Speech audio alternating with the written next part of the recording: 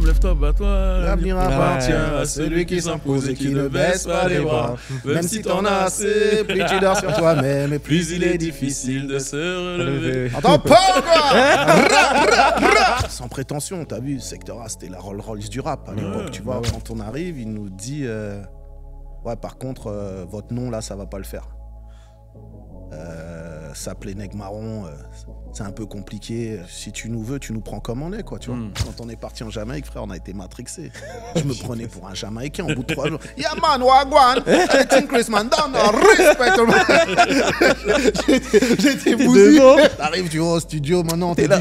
Juste après vous là, c'est Capleton. En fait, c'est Booba qui m'appelle et me dit ouais putain, j'ai envie de faire un truc de fou là, envie de faire un gros freestyle, mais pour choquer les gens, tu vois.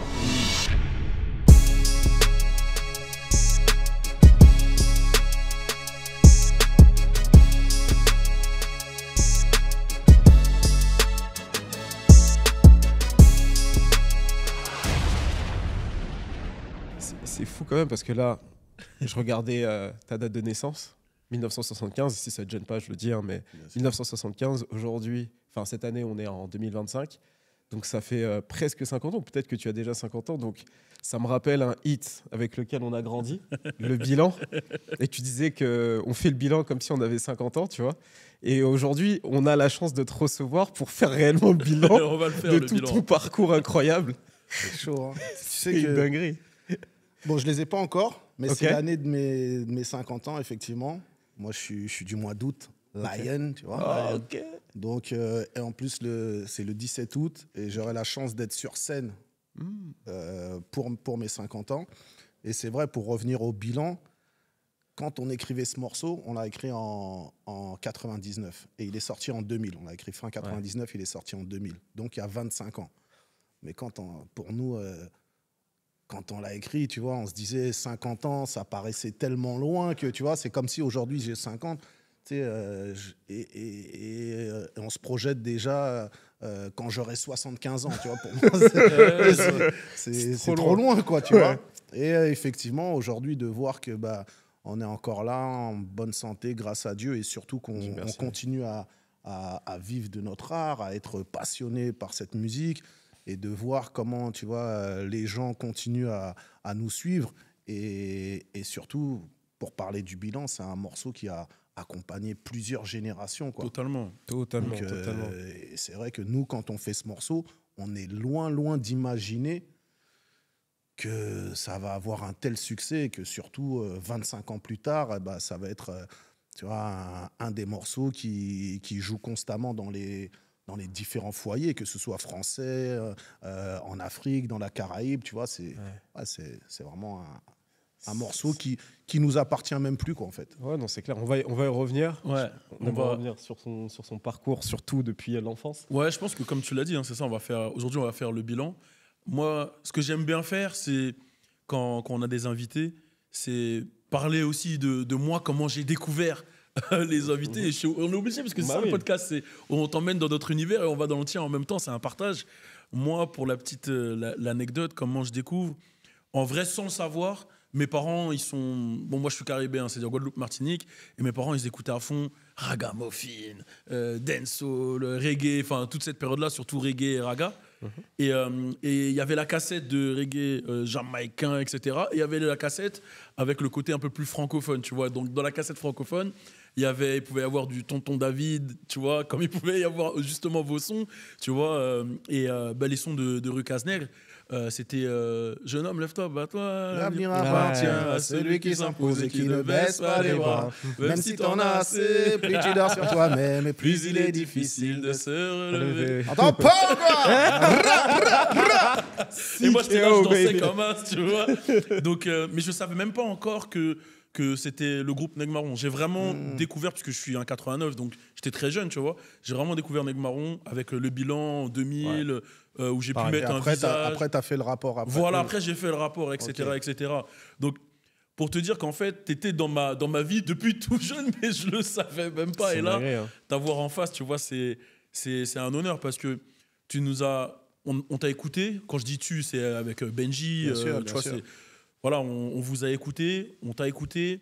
Ensuite, on t'a écouté aussi à la radio, on t'a vu à OKLM, on t'a vu, tu vois, on t'a suivi et tu fais partie des gens qui nous ont inspirés. Donc, c'est vraiment un honneur et on est content. C'était ma petite merci 3 mots aussi. Merci pour cet accueil, les frères. Merci pour cette invitation. Et ben moi aussi, hein, pour vous dire, je suis aussi fier de vous, fier de votre média. Je suis vraiment content d'être là. Comme je le disais, tu vois, voilà, quand on était en off tout à l'heure, le fait d'être reçu par des activistes du mouvement qui font en sorte que justement la culture se perpétue, et ben pour moi, voilà, c'est important. Et voilà, je sais qu'on va passer un très bon moment. Ouais. Donc, on est entre nous. Tout Let's va bien go. se passer. Ça fait plaisir. Alors, du coup, tu es de Garches-les-Gonesse. Exactement. Tu es né là-bas ou tu es au Non, je suis Cap-Vert? arrivé là-bas en 86 à l'âge de 10 ans exactement. Ok, donc la première partie de ta vie, tu l'as fait au Cap-Vert. Non, à Paris. À Paris même. Ok, Ouais. d'accord, ok. Désolé. Je suis né à Paris, dans le 18e. Et ouais, donc j'ai grandi là-bas jusqu'à l'âge de mes 10 ans. Et à 10 ans, mes parents ont acheté un appartement, ouais, à Garges-les-Gonesse. Ok. C'était comment l'enfance à Garges-les-Gonesse dans les années 80? Ben, en fait, c'était... tu vois, moi, j'étais un Parisien. J'allais rentrer au collège. Et je te cache pas que quand mes parents m'ont dit qu'on allait à Garges, au départ, ça a été un traumatisme pour moi, tu vois. Ah, normal, Je suis arrivé, bah, j'étais parisien, j'arrive en banlieue. Faut savoir que tu as vu Garges-Sarcelles, la gare, par exemple, de Garges, c'est pas la même gare qu'aujourd'hui. Aujourd'hui, on a une gare, elle est stylée.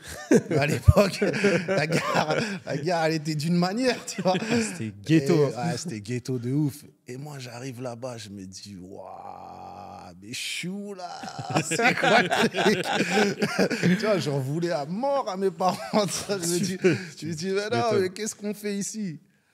Et donc, il a fallu quand même un petit temps d'adaptation. Et puis, j'arrive dans ce quartier qu'on a rebaptisé la rue Cazenègre un peu plus tard. Donc, mais moi, je suis arrivé directement là-bas, à l'avenue de la Commune de Paris. Donc, voilà, je suis arrivé pendant l'été. Et pendant l'été, bah, faut savoir qu'il y avait déjà quand même beaucoup de monde dans le quartier. C'était une époque où les gens partaient pas beaucoup en vacances. Et pour la petite anecdote, la première personne que je rencontre, je me balade comme ça dans le quartier. La première personne que je rencontre, c'est Benji. C'est Je me ouf, suis moi, dit quand qu'il même. allait quand même pas dire que c'est Benji, mais c'est Benji. Je te jure. Première Mais personne. vraiment, tu vois, et c'est lui qui m'interpelle. En gros, tu vois, il me dit, ouais, mais t'es pas d'ici, toi.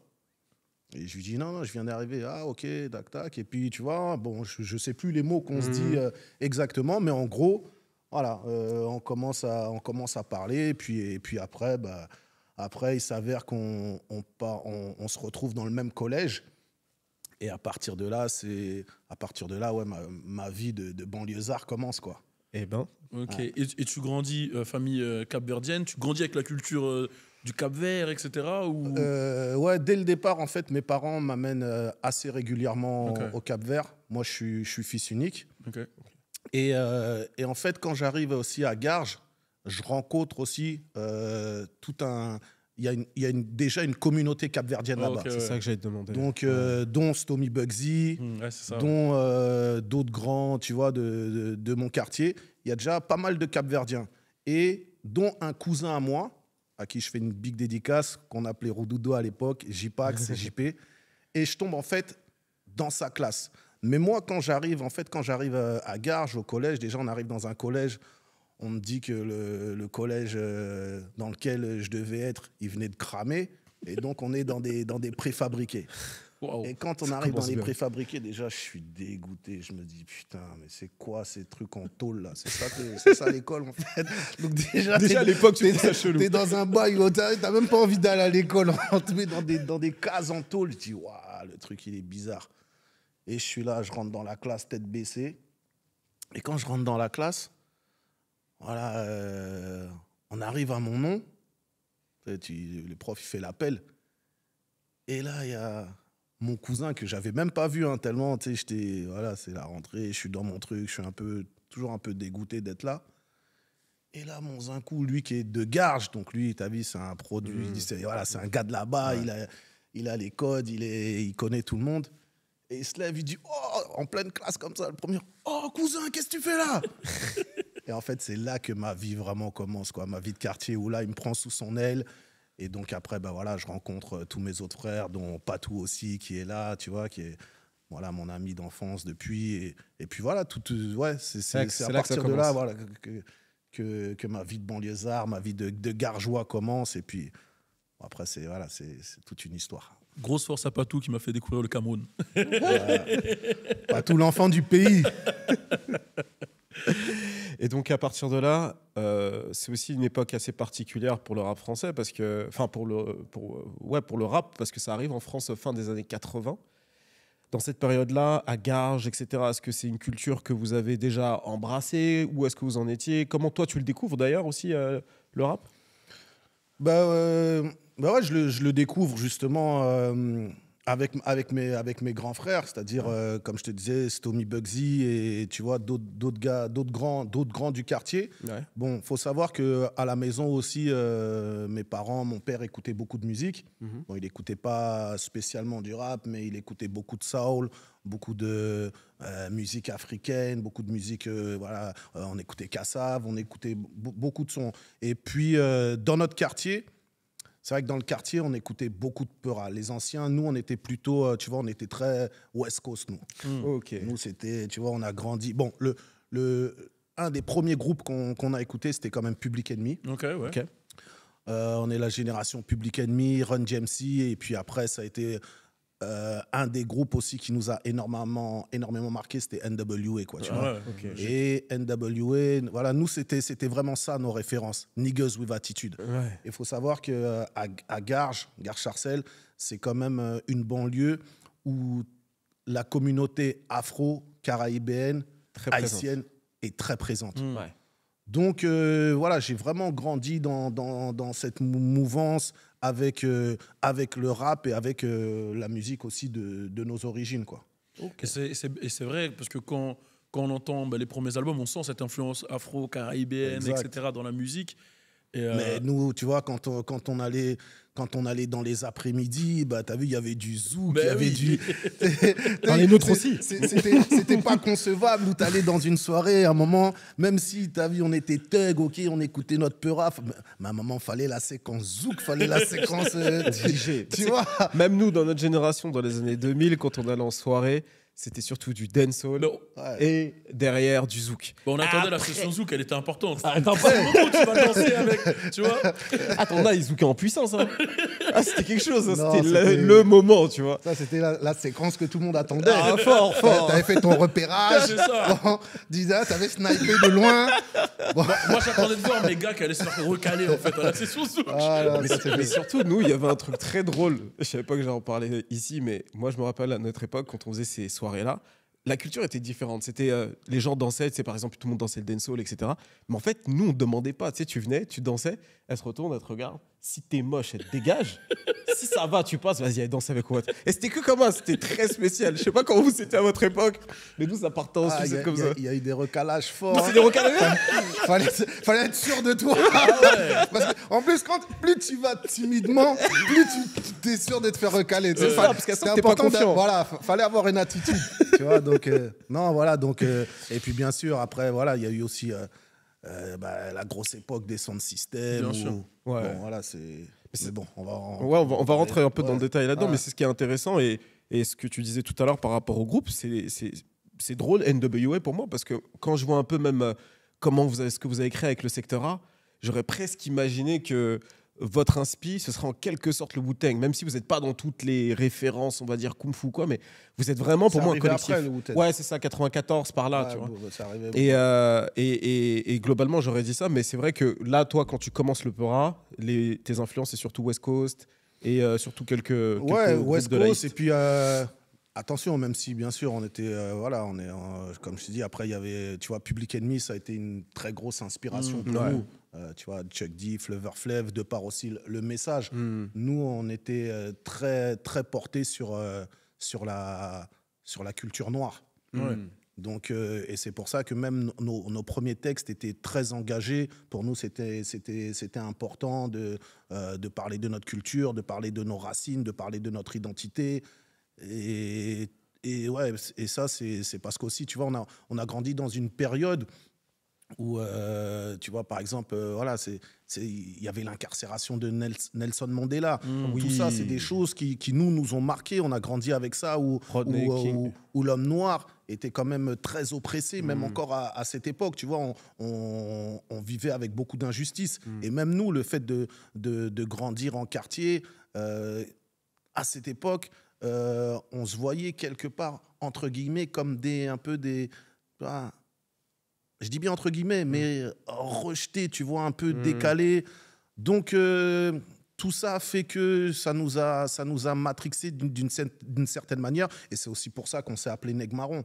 Pour Nègre Marron, le message, c'est, tu vois, d'avoir un mental de nègre marron, c'est un esprit combatif. C'est justement refuser toute cette forme de discrimination, cette forme de rejet. Tu vois, nous, on n'a jamais été dans le côté où on voulait se lamenter. Et comme tu l'as chanté tout à l'heure, Balou, mec, lève-toi, bats-toi, ne me raconte pas tes histoires de cauchemar, quoi. Jeune homme, lève-toi, bats-toi, l'avenir appartient. Nous, on n'était pas du tout dans les lamentations, quoi. Au contraire, on était dans la combativité, quoi. Tu sais que moi, avec le recul, quand j'écoute le morceau, ça me fait penser à l'époque au morceau de Outkast. Get up, get out et get ça, en fait. Exactement. Tu vois, et c'était beau parce qu'à l'époque, en fait, vous faisiez des morceaux motivation pour les gars du quartier, en fait. Et il y avait un vrai sens, il y avait une vraie substance. Et à ton avis, d'où ça vous est venu? Parce que effectivement, tu disais qu'il y a une communauté afro-caribéenne assez forte à Garges-les-Gonesse, etc. Mais le fait quand même d'avoir conscience de ça et vraiment de l'intégrer et d'en faire son fer de lance dans sa musique comme vous l'avez fait, c'est pas commun. D'où ça nous est venu, c'est la vie qu'on menait. Nous, tu vois, comme je te l'ai dit, nous, on refusait de s'apitoyer sur notre sort. Au contraire, nous, on était forts, fiers, beaux. L'orgueil, on était orgueilleux. On était, donc, pour nous, le fait de grandir dans ces quartiers dits favorisés, bah, en vrai, c'était une force pour nous. Et c'était important de le faire savoir à travers notre musique. Et nous, c'est ce message vraiment qu'on a voulu délivrer, où même si on ne s'est jamais considéré comme des porte-paroles, mais on était conscient qu'on avait quand même une parole qui portait. Donc à ce moment-là, à partir du moment où tu sais que tu as un auditoire, il y a des gens qui t'écoutent, nous, notre mental, c'était de se grandir et de faire grandir les nôtres. C'était vraiment ça, tu vois, dans notre vision, dans notre état d'esprit. Et ça, c'était tout l'esprit secteur A, tu vois. Après, on va encore on va en parler peut-être un peu plus tard, mais c'est pour ça que, tu vois, même au niveau du style, on faisait en sorte toujours d'être frais de ouf. Ouais, même si peut-être que tu as vu dans les poches, il n'y avait rien, mais frais. Il ne fallait pas le faire montrer, quoi, tu vois. Il y a beaucoup de Congolais dans ce secteur A. Ils savent faire, même si moi. Il a placé le Congo, ça y est. Non, mais je place. Non, mais c'est vrai que, tu vois, en grandissant, j'ai beaucoup appris auprès des Congolais. Hein. Mon frère Benji, j'ai pris beaucoup de cours de sapologie. Non, mais tout ça, c'est important. Parce que c'est une culture, en fait. Ouais. C'est une culture qui... Et c'est vrai que ça aussi, ça a beaucoup fait partie de notre état d'esprit, quoi. Donc vous vous rencontrez avec Benji, vous devenez poteau, collège, tout ça. À quel âge vous créez les Nègres Marrons, du coup? Avant de créer Nègres Marrons, on a dévié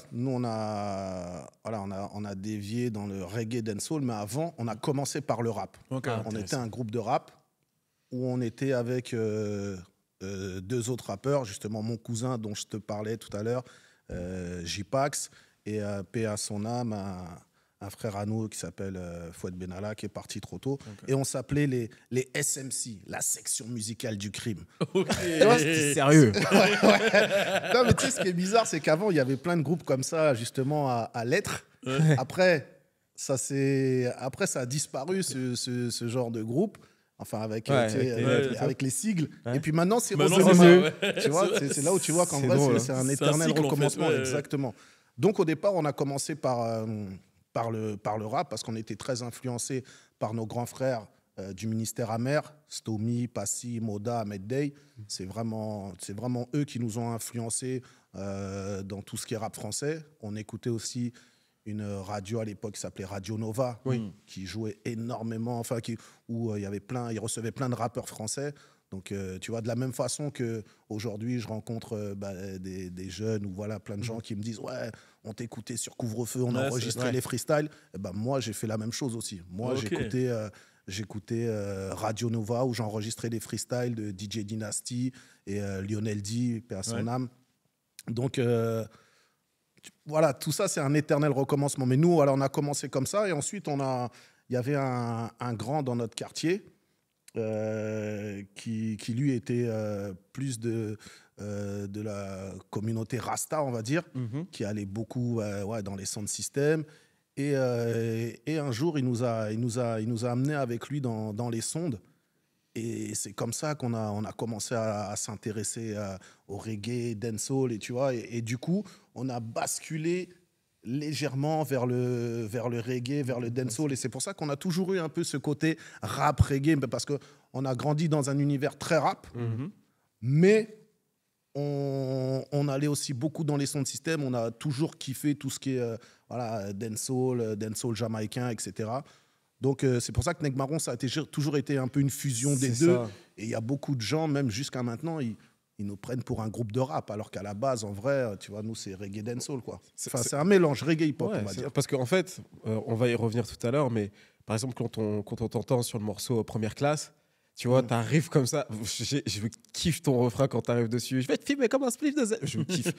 Et en fait, t'as le flow. C'est un classique de fou. Mais t'as le flow, du coup, on va dire, qui va être un peu dancehall ou quoi. Mais t'as des lyrics clairement rap. Et en fait, le truc avec vous, c'est que lorsqu'on écoute vos hits, tu vois, à part Lève-toi, bats-toi, qui est plutôt pour le coup vraiment reggae, tu vois. Je trouve que dans les morceaux que vous allez faire, il y a vraiment un mix. C'est un mix. Vous êtes toujours en train de jouer entre les deux, etc.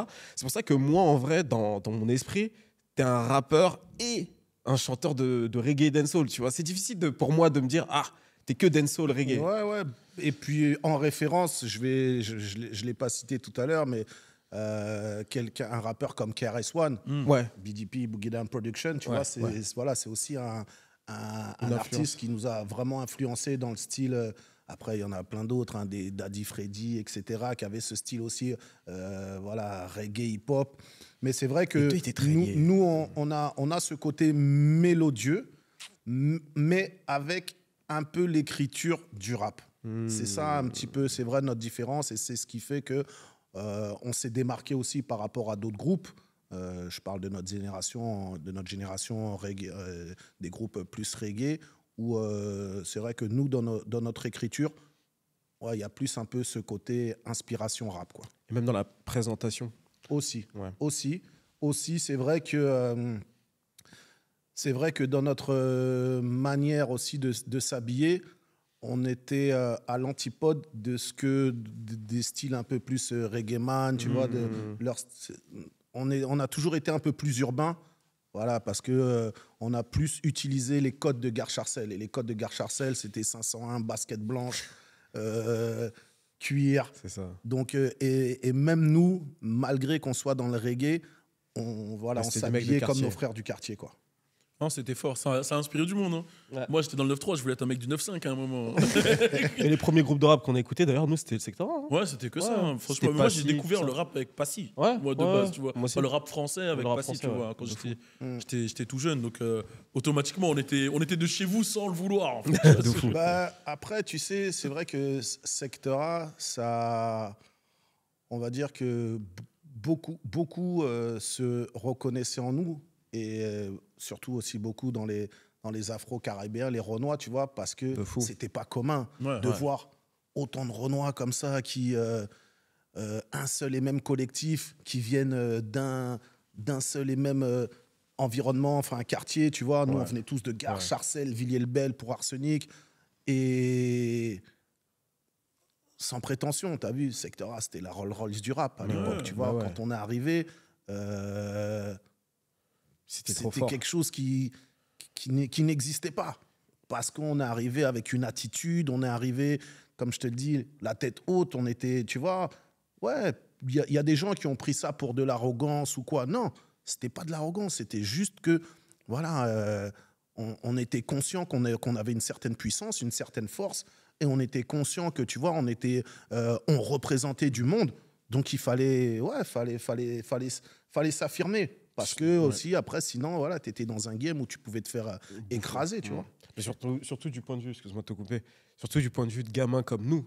Parce que nous, lorsqu'on vous découvre, on n'a pas 13-14 ans. Tu vois, par exemple, le 95, moi, j'ai même pas ça en tête. Moi, j'ai 8 ans, je vois des Renois stylés. Je vois des Renois stylés à la télé, je me dis, à la maison, ça écoute du Kofi, je vois les clips, c'est cool. Je veux pas trop ressembler à Kofi. No disrespect, je l'adore, mais je vois Passy, je vois Jackie Brown, je vois Benji, etc. Je me dis, eux, c'est stylé. Tu vois ce que je veux dire? Non, mais parce qu'on avait déjà une DA, en fait. Ouais. Tu vois? C'est-à-dire que dans le visuel, on avait déjà une DA. Ouais. Tu vois, Arsenic, ils arrivent, ils sont tout en cosla. C'est ça. Ministère, Amers, Tommy, Passy, basket blanche, 501, recuit. Nous, à l'époque, on s'habillait tout le temps en full black.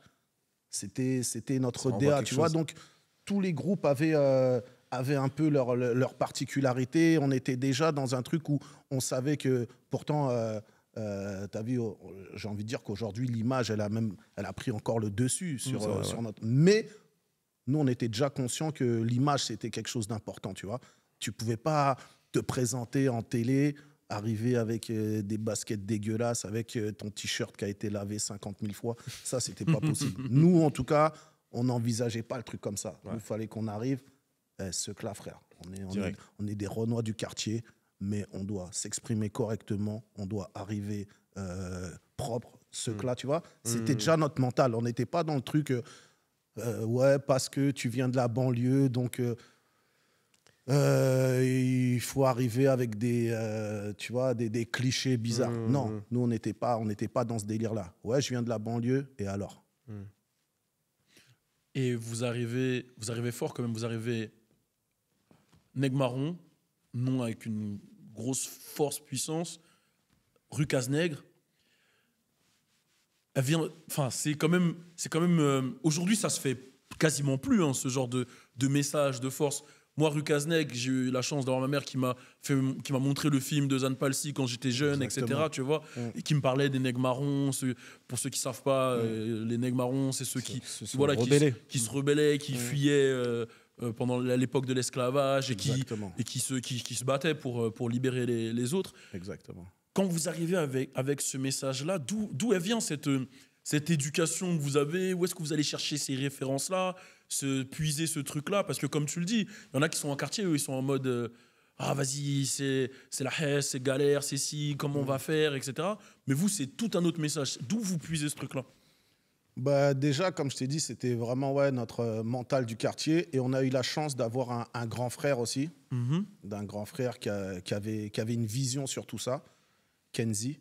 Je vais en parler. Qui est le fondateur du secteur A. Et c'était notre manager à l'époque.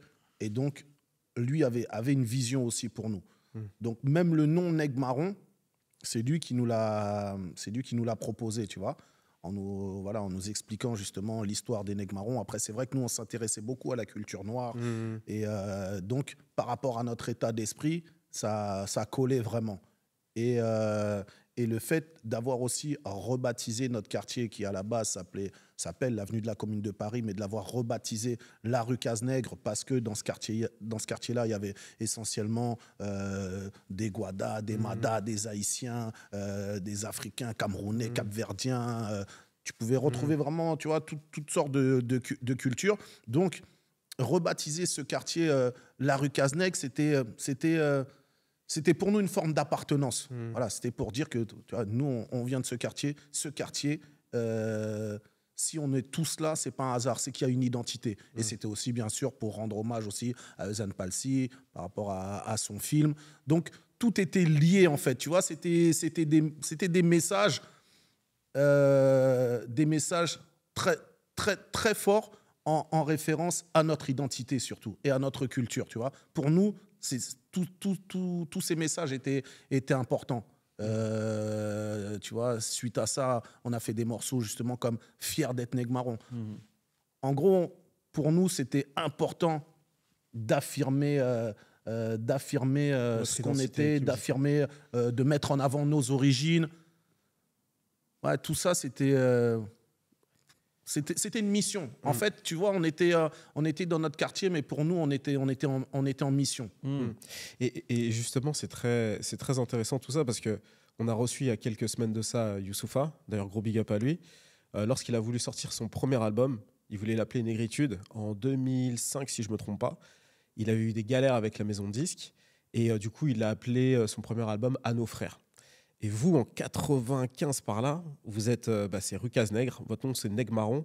Comment vous êtes accueilli par les maisons de disques lorsque vous proposez tout ça? Est-ce que c'était compliqué? Parce qu'aujourd'hui, avec les mœurs, les gens comprennent un peu plus. Avec Internet, il y a quand même quelque chose, on peut faire nos trucs, on peut s'organiser. Mais dans les années 90, ça devait être super dur. On dirait que tu étais avec nous, Chris. Hein. Ta question est très pertinente. Hein.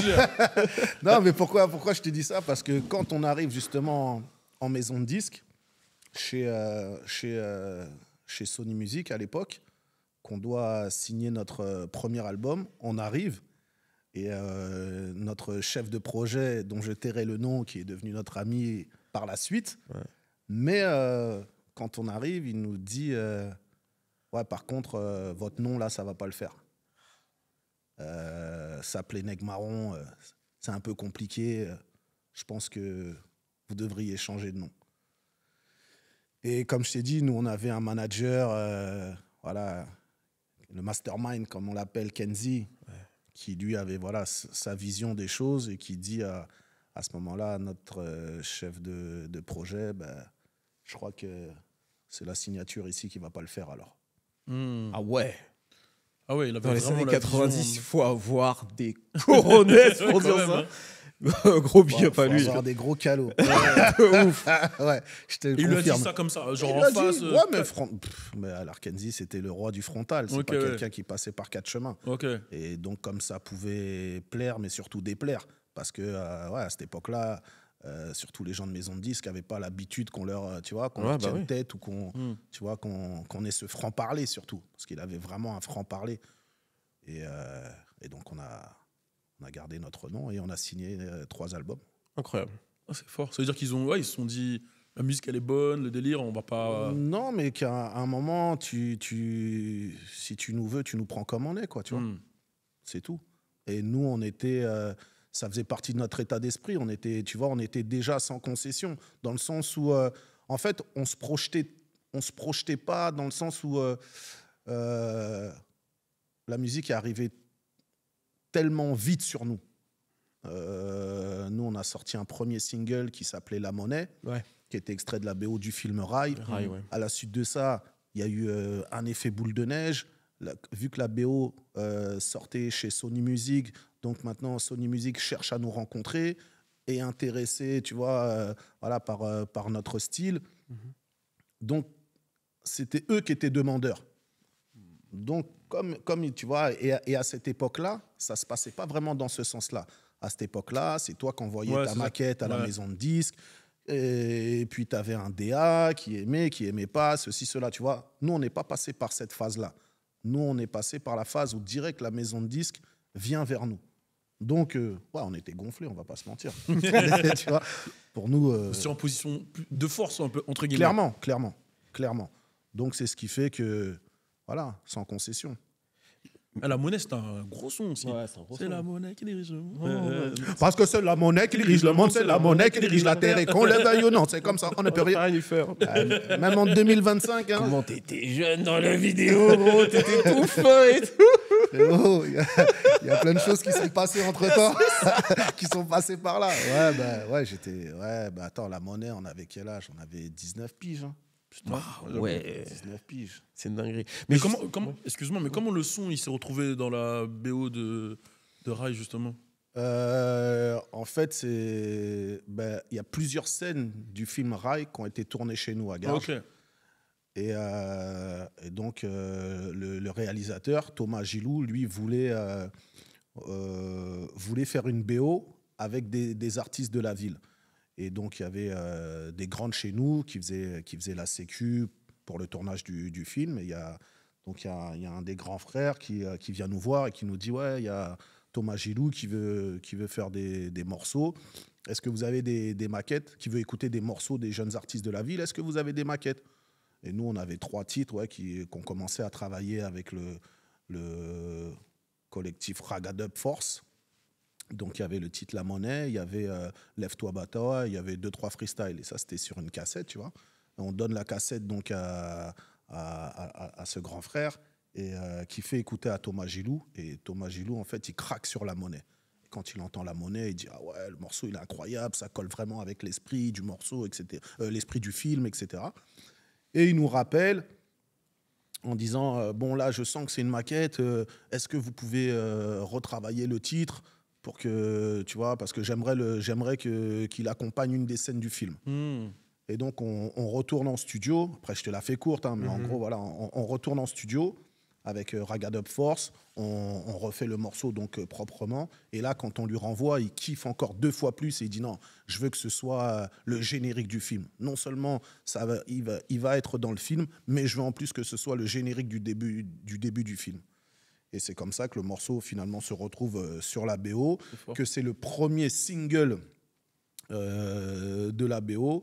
Et ouais, et puis le morceau à cette époque-là, il fait quand même un petit bruit là. Ouais, il fait quand même du bruit quoi. Et là, c'est là où tout commence en vrai. Là. Ouais, c'est le début. Ouais, c'est le début, puisque nous, on était encore dans. Ouais, je te dis, on travaillait. En vrai, on avait 3-4 morceaux comme ça qui se battaient en duel. Et même d'ailleurs, quand Sony. Tu vois, nous, quand on fait le rendez-vous avec Sony et qu'ils nous demandent ouais, vous avez d'autres morceaux et tout, ça nous intéresserait. Mais en vrai, on avait 3-4 petits bouts de morceaux. On leur dit bien sûr, on a tout un album. Ah ouais, donc vous êtes prêts? Ouais, on est prêts. Quand on sort de là, on se gratte la tête. Les gars, faut aller au studio. Les gars, là, faut aller au studio. Et du coup, on enregistre l'album Recazneg, ouais, assez rapidement, quoi. Okay. Parce qu'on dit à Sony qu'en vrai on est prêt, mais en vrai on n'est pas prêt. mais c'était ouf à l'époque de pouvoir enregistrer en studio dans les années 90, surtout que tu vois, nous on a connu les home studios, après ça arrivait, donc on peut enregistrer dans notre chambre et tout. Mais vous à l'époque, il fallait déjà que vous ayez des vrais endroits où enregistrer tout ça là. Ouais, oui, c'est sûr que nous on est de la génération, les vrais gros studios, tu vois, avec les grosses consoles, les SSL, tu vois, même les studios de maquettes à notre époque, ça équivaut à des gros studios aujourd'hui. Après, aujourd'hui, c'est différent parce que voilà, tu as Pro Tools, tu vois, tu travailles différemment. Nous, à l'époque, c'était des studios où il fallait venir avec les bandes, quoi. C'était des grosses bandes. Mais même les studios où tu maquettais, ouais, c'était déjà des studios assez conséquents. C'est pour ça que ça demandait beaucoup plus d'argent. C'est pour ça que quand tu étais indépendant, c'était déjà beaucoup plus compliqué parce que financièrement, à l'époque, prendre un studio, c'était pas évident. Et c'est pour ça que après, il y a eu justement tous ces home studios qui se sont montés. Parce que c'est vrai qu'à l'époque, pour aller en studio, il fallait des thunes. Et c'était via Kenzie et Ministère Armer que vous aviez accès à tout ça avant de signer? Parce qu'en vrai, vous êtes des jeunes du quartier, 19 ans, ça doit être chaud quand même de trouver des studios et de mettre les sous. Ouais, en fait, nous, à la base, on a eu la chance de rencontrer justement le collectif, comme je te disais, Ragadub Force Massive, qui, eux, avaient déjà leur studio. Et voilà, c'est des grands frères avec qui on s'entendait super bien. Donc, ils nous mettaient aussi leur studio à disposition. On travaillait avec eux. Voilà, eux, c'était aussi des grands frères de la musique. Donc, c'est vrai que nous, on n'a pas énormément galéré à ce niveau-là. Il y a d'autres groupes qui ont plus galéré que nous, mais nous, on a eu beaucoup de chance très rapidement, quoi. Et le fait de travailler avec Ragadub Force, ça nous a permis d'être dans un milieu quasi professionnel dès le départ, en fait. Parce que eux, c'est des grands frères qui étaient là aussi depuis longtemps, qui maîtrisaient la musique, qui travaillaient déjà aussi avec Tonton David, avec des artistes comme Tonton David, des artistes comme Nutty, tu vois, qui sont de la génération au-dessus. Donc il y avait déjà une expérience, tu vois. Donc nous, quand on a mis notre pied dans la musique, on était déjà entouré de professionnels, quoi. C'est bien parce que nous, on entendait des histoires de mecs qui prenaient des bus à des 4h du mat, tout ça là, parce qu'ils devaient aller à l'autre bout de la banlieue parisienne. C'était pas facile. Et je reviens sur le morceau Lève-toi, bats-toi. Il y a un couplet en créole à un moment. Moi, quand j'étais petit, je croyais que vous étiez entier, tu vois, quand j'entends ce couplet en créole. C'était qui faisait ce couplet? Parce que Neg Marron, au début, on était 3. Ok, oui. Il y avait Benji, Donc moi et Jamatic. Ok, Jamatic, donc ouais, c'est ça. lui qui fait ce couplet en créole. Mais ça, c'était dans le premier album Rue Cazenègre où effectivement on était 3 et puis sur le deuxième album on s'est séparés. Ok, d'accord. Et après, deuxième album, bah, c'est là où... Qu'est-ce qui se passe entre le premier et le deuxième? Parce qu'il y a un certain succès. Comment il a accueilli le premier à l'époque, Rue Cazenègre, etc. Le premier album, il est quand même assez bien accueilli, hein, très bien accueilli même, tu vois. À l'époque, on n'est pas encore disque d'or, mais on fait presque 80-90 000... Le disque d'or de l'époque, on voilà, précise. le disque d'or de l'époque qui était 100 000 albums C'est ça.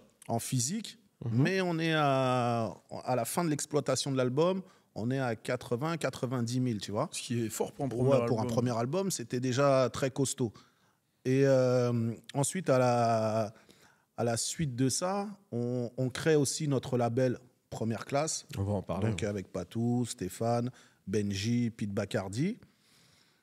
Il y a le collectif Bissona Bisso aussi qui se crée. Donc en fait, tout ça, c'est entre 95 et 2000. Okay. Et entre-temps, on prépare aussi donc le deuxième album, donc l'album Le Bilan. Bien.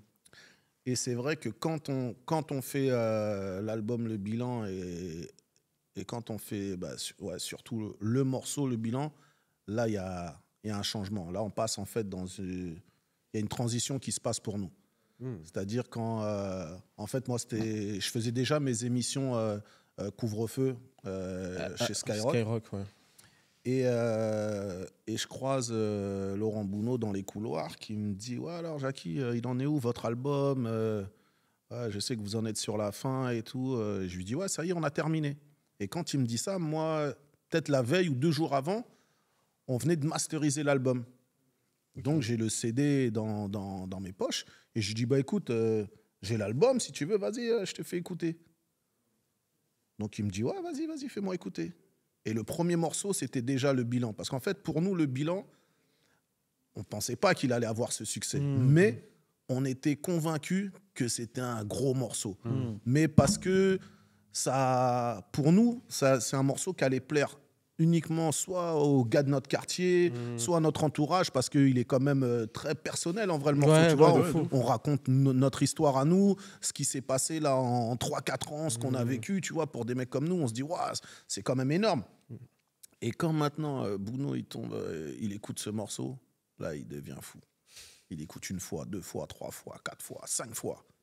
Et là il pète un câble, il dit non mais ce morceau, il me le faut pour mes auditeurs, pour... là je crois on est en novembre 99. Okay. Il me dit ouais, j'ai envie d'offrir ce morceau pour le nouvel an 2000, faut que le morceau je le joue dans ma radio. Et non, il dit, ouais, attends, on n'a pas encore totalement terminé parce que justement, on était en phase de séparation avec le 3e membre. Tu vois, on était un peu dans des trucs un peu contractuels, un peu chelous. Donc, on est un petit peu bloqué d'une manière, quoi. Et à partir de là, tu vois, lui, en fait, il appelle le boss de la maison de disques et il lui dit, ouais, là, j'étais avec Jackie, il m'a fait écouter un morceau. Bon, il m'a expliqué vos histoires, mais ce serait bien que ce soit réglé assez rapidement.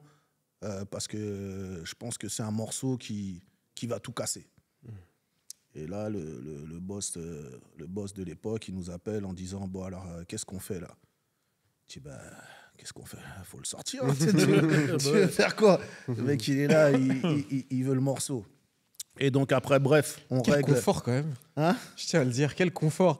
On te dit, non, je veux jouer ton morceau à la radio. Donne-moi la possibilité. Tu dis, hey, calme, la puissance de la bonne musique. Ça, c'est la puissance de la bonne musique. Ah, c'est réellement ça, comme ça. Jackie, il est posé comme ça, il est en détente. Ça vient de là, je capte. C'est réellement comme ça que ça s'est passé. Et quand d'ailleurs, tu vois, finalement, voilà, nos problèmes juridiques se règlent, bon, ça se règle assez rapidement. Quand lui, maintenant, rentre le morceau, c'est la première fois qu'il rentre, il le rentre 1 fois toutes les heures. C'est à partir du bilan qu'il met ce concept en place, en fait. Okay. Comme il a eu un réel coup de cœur pour ce titre, après tous les autres morceaux où il a eu des gros coups de cœur, il les a rentrés aussi 1 fois toutes les heures. Okay, et ça a été un concept qui a été lancé suite au bilan. D'accord. Parce que le bilan, ouais, quand il l'a rentré en début janvier, il l'a rentré en janvier, je crois, sur sa radio. Et je crois que la première semaine ou les 2 premiers jours, il le jouait une fois toutes les heures, quoi. Moi, je me rappelle, c'était sur MCM que je regardais le clip. Ouais. Je regardais, ça tournait, le son il était énorme. C'était quelque chose. Hein. Ouais, Même dans la vie, ça a dû changer. Hein. Les gens, ils ont dû... Ouais, je te confirme, ça change. Ah, le bilan, là. Non, mais Quand en je vois, fait, j'allais aux fêtes de famille, ça jouait ça. Partout où j'allais, ça jouait le bilan. C'était un vrai son. en fait, ce qui est la magie de ce titre, c'est que tu sais pas que ça va avoir cette ampleur, quoi. C'est ça qui est fort aussi dans la magie d'un hit ou même dans la magie de la musique, c'est de dire que tu fais un morceau, tu sais qu'il est bien, tu te dis qu'il est bon, mais t'as pas conscience de la portée que ça peut avoir, tu vois. Et c'est vrai que nous, le bilan, ça nous a dépassé, clairement. Même si on était conscient qu'on avait un bon morceau, mais frère, le morceau, il nous a ramené en Nouvelle-Calédonie, il nous a ramené en Afrique, il nous a ramené, bon, pas que lui, bien sûr, l'ensemble de la carrière, tu vois, ce qu'on représente, mais il nous a amené dans des endroits où c'était improbable d'aller chanter, quoi.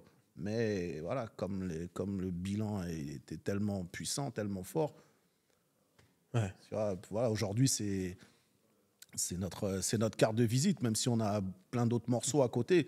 Mais c'est vrai que avoir un morceau comme ça dans ta discographie, dans ta carrière, avoir ce genre de morceau dans ton bagage, tu marches fièrement, quoi. Tu sais que partout où tu vas, à un moment, tu sais que tu vas pouvoir sortir l'arme secrète, tu vois, tu sais qu'il est là. Tu peux arriver dans n'importe quel truc, concert où ils écoutent que de la variété, concert, ils écoutent que du rock, concert, on écoute que de la musique afro. Tu sais que tu as ta douille. Si, en cas de pépin, tu as ta douille. C'est ça, exactement. Tu as dit que entre Rue Cazenègre et le bilan, justement, il y a eu Première Classe, il y a eu Couvre-feu, il y a eu Bisso Nabisso. Je pense qu'on peut revenir sur ces projets-là. Moi, j'ai envie de parler de Couvre-feu en tant que mec qui a travaillé à la radio, etc. Comment ça s'est fait, en fait, Couvre-feu? Moi, j'écoutais en scred sur mon Walkman. J'étais tout petit, hein, tu vois, à ce moment-là. Mais comment ça s'est fait, en fait? Couvre-feu, à la base, ça m'était pas destiné. Ok. À la base, c'est justement, je crois, Kenzie qui propose ce concept à Skyrock. Et le premier animateur, c'était Gynéco. Oh, ok. Donc, il lui propose une émission à lui, voilà, Bruno, en lui disant, vas-y, c'est ta carte blanche, fais-toi plaisir, joue ce que tu veux. C'est pas la même énergie, hein. Sauf que bah voilà, tu connais l'énergie du frère, tu vois. La première semaine, je crois, bon, il y va. La deuxième semaine, déjà, il arrive à je sais pas quelle heure. Et puis après, dans ses sélections, tu vois, il allait te jouer des trucs un peu qui lui appartiennent qu'à lui, tu vois. Mais bon, c'était un peu flou, mi-figue, mi-raisin, tu vois, dans sa programmation. Et dans ce qui était attendu aussi, tu vois, parce qu'on est quand même sur une radio où les mecs, ils voulaient que tu amènes ton truc, qu'il y ait du Peura, tu vois. Et puis bon, Gynéco, il a ramené son délire. Bon, en gros, ça a pas plu. Et c'est là où Kenzie m'appelle, parce que moi, bon, j'ai toujours été un peu dans secteur A, tu vois, celui qui prend la parole, le MC, en fait, du collectif, tu vois, le maître de cérémonie.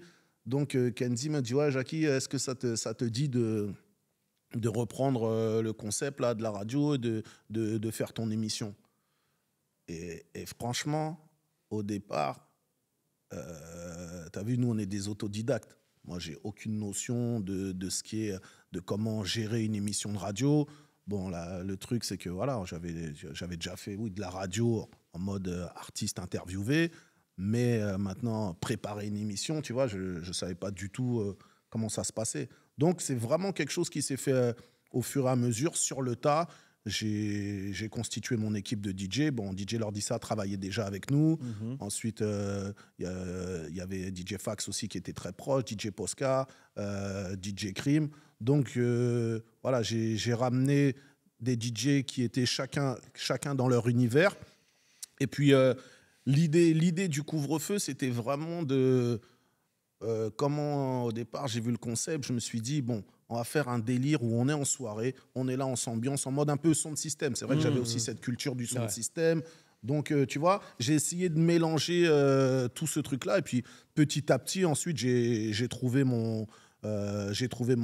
ma direction. Après, il y a eu d'autres émissions qui sont un peu arrivées en même temps. Il y a eu BOSS, il y a eu Cut Killer Show, mais ça s'appelait Bum Rush. Il y avait l'émission aussi de Stomy. Et donc, chaque soir de la semaine, il y avait une émission, une émission qui était proposée, une émission spé proposée. Et c'est là où maintenant, moi, je me suis dit, bon, là, il va falloir maintenant que nous, on fasse notre différence. Et en fait, comment on a réussi à créer la différence? On a, nous, axé notre programmation essentiellement sur le rap français. En tout cas, les 2 premières heures, on jouait que du rap français. Contrairement aux autres émissions où eux jouaient beaucoup de rap quinri, etc. Tu vois, et à partir du moment où on a axé notre programme plus sur le rap français, c'est là où on a fait la différence, en fait. On a vraiment fait la différence parce que on mettait en avant aussi bien les jeunes artistes, les gros artistes ont joué leurs morceaux qu'on n'entendait pas forcément en journée, qui n'étaient pas forcément leur hit. Tu vois, on avait un autre type de programmation qui faisait l'unanimité. Et mais puis c'est un taf de fou, ça, d'aller chercher des artistes. En plus, il n'y avait pas Internet, ça veut dire que tu devais écouter les... Non, mais là, c'est aussi les artistes qui venaient à nous, tu vois. Ouais, vous ramenez les cassettes. Ça nous ramenait...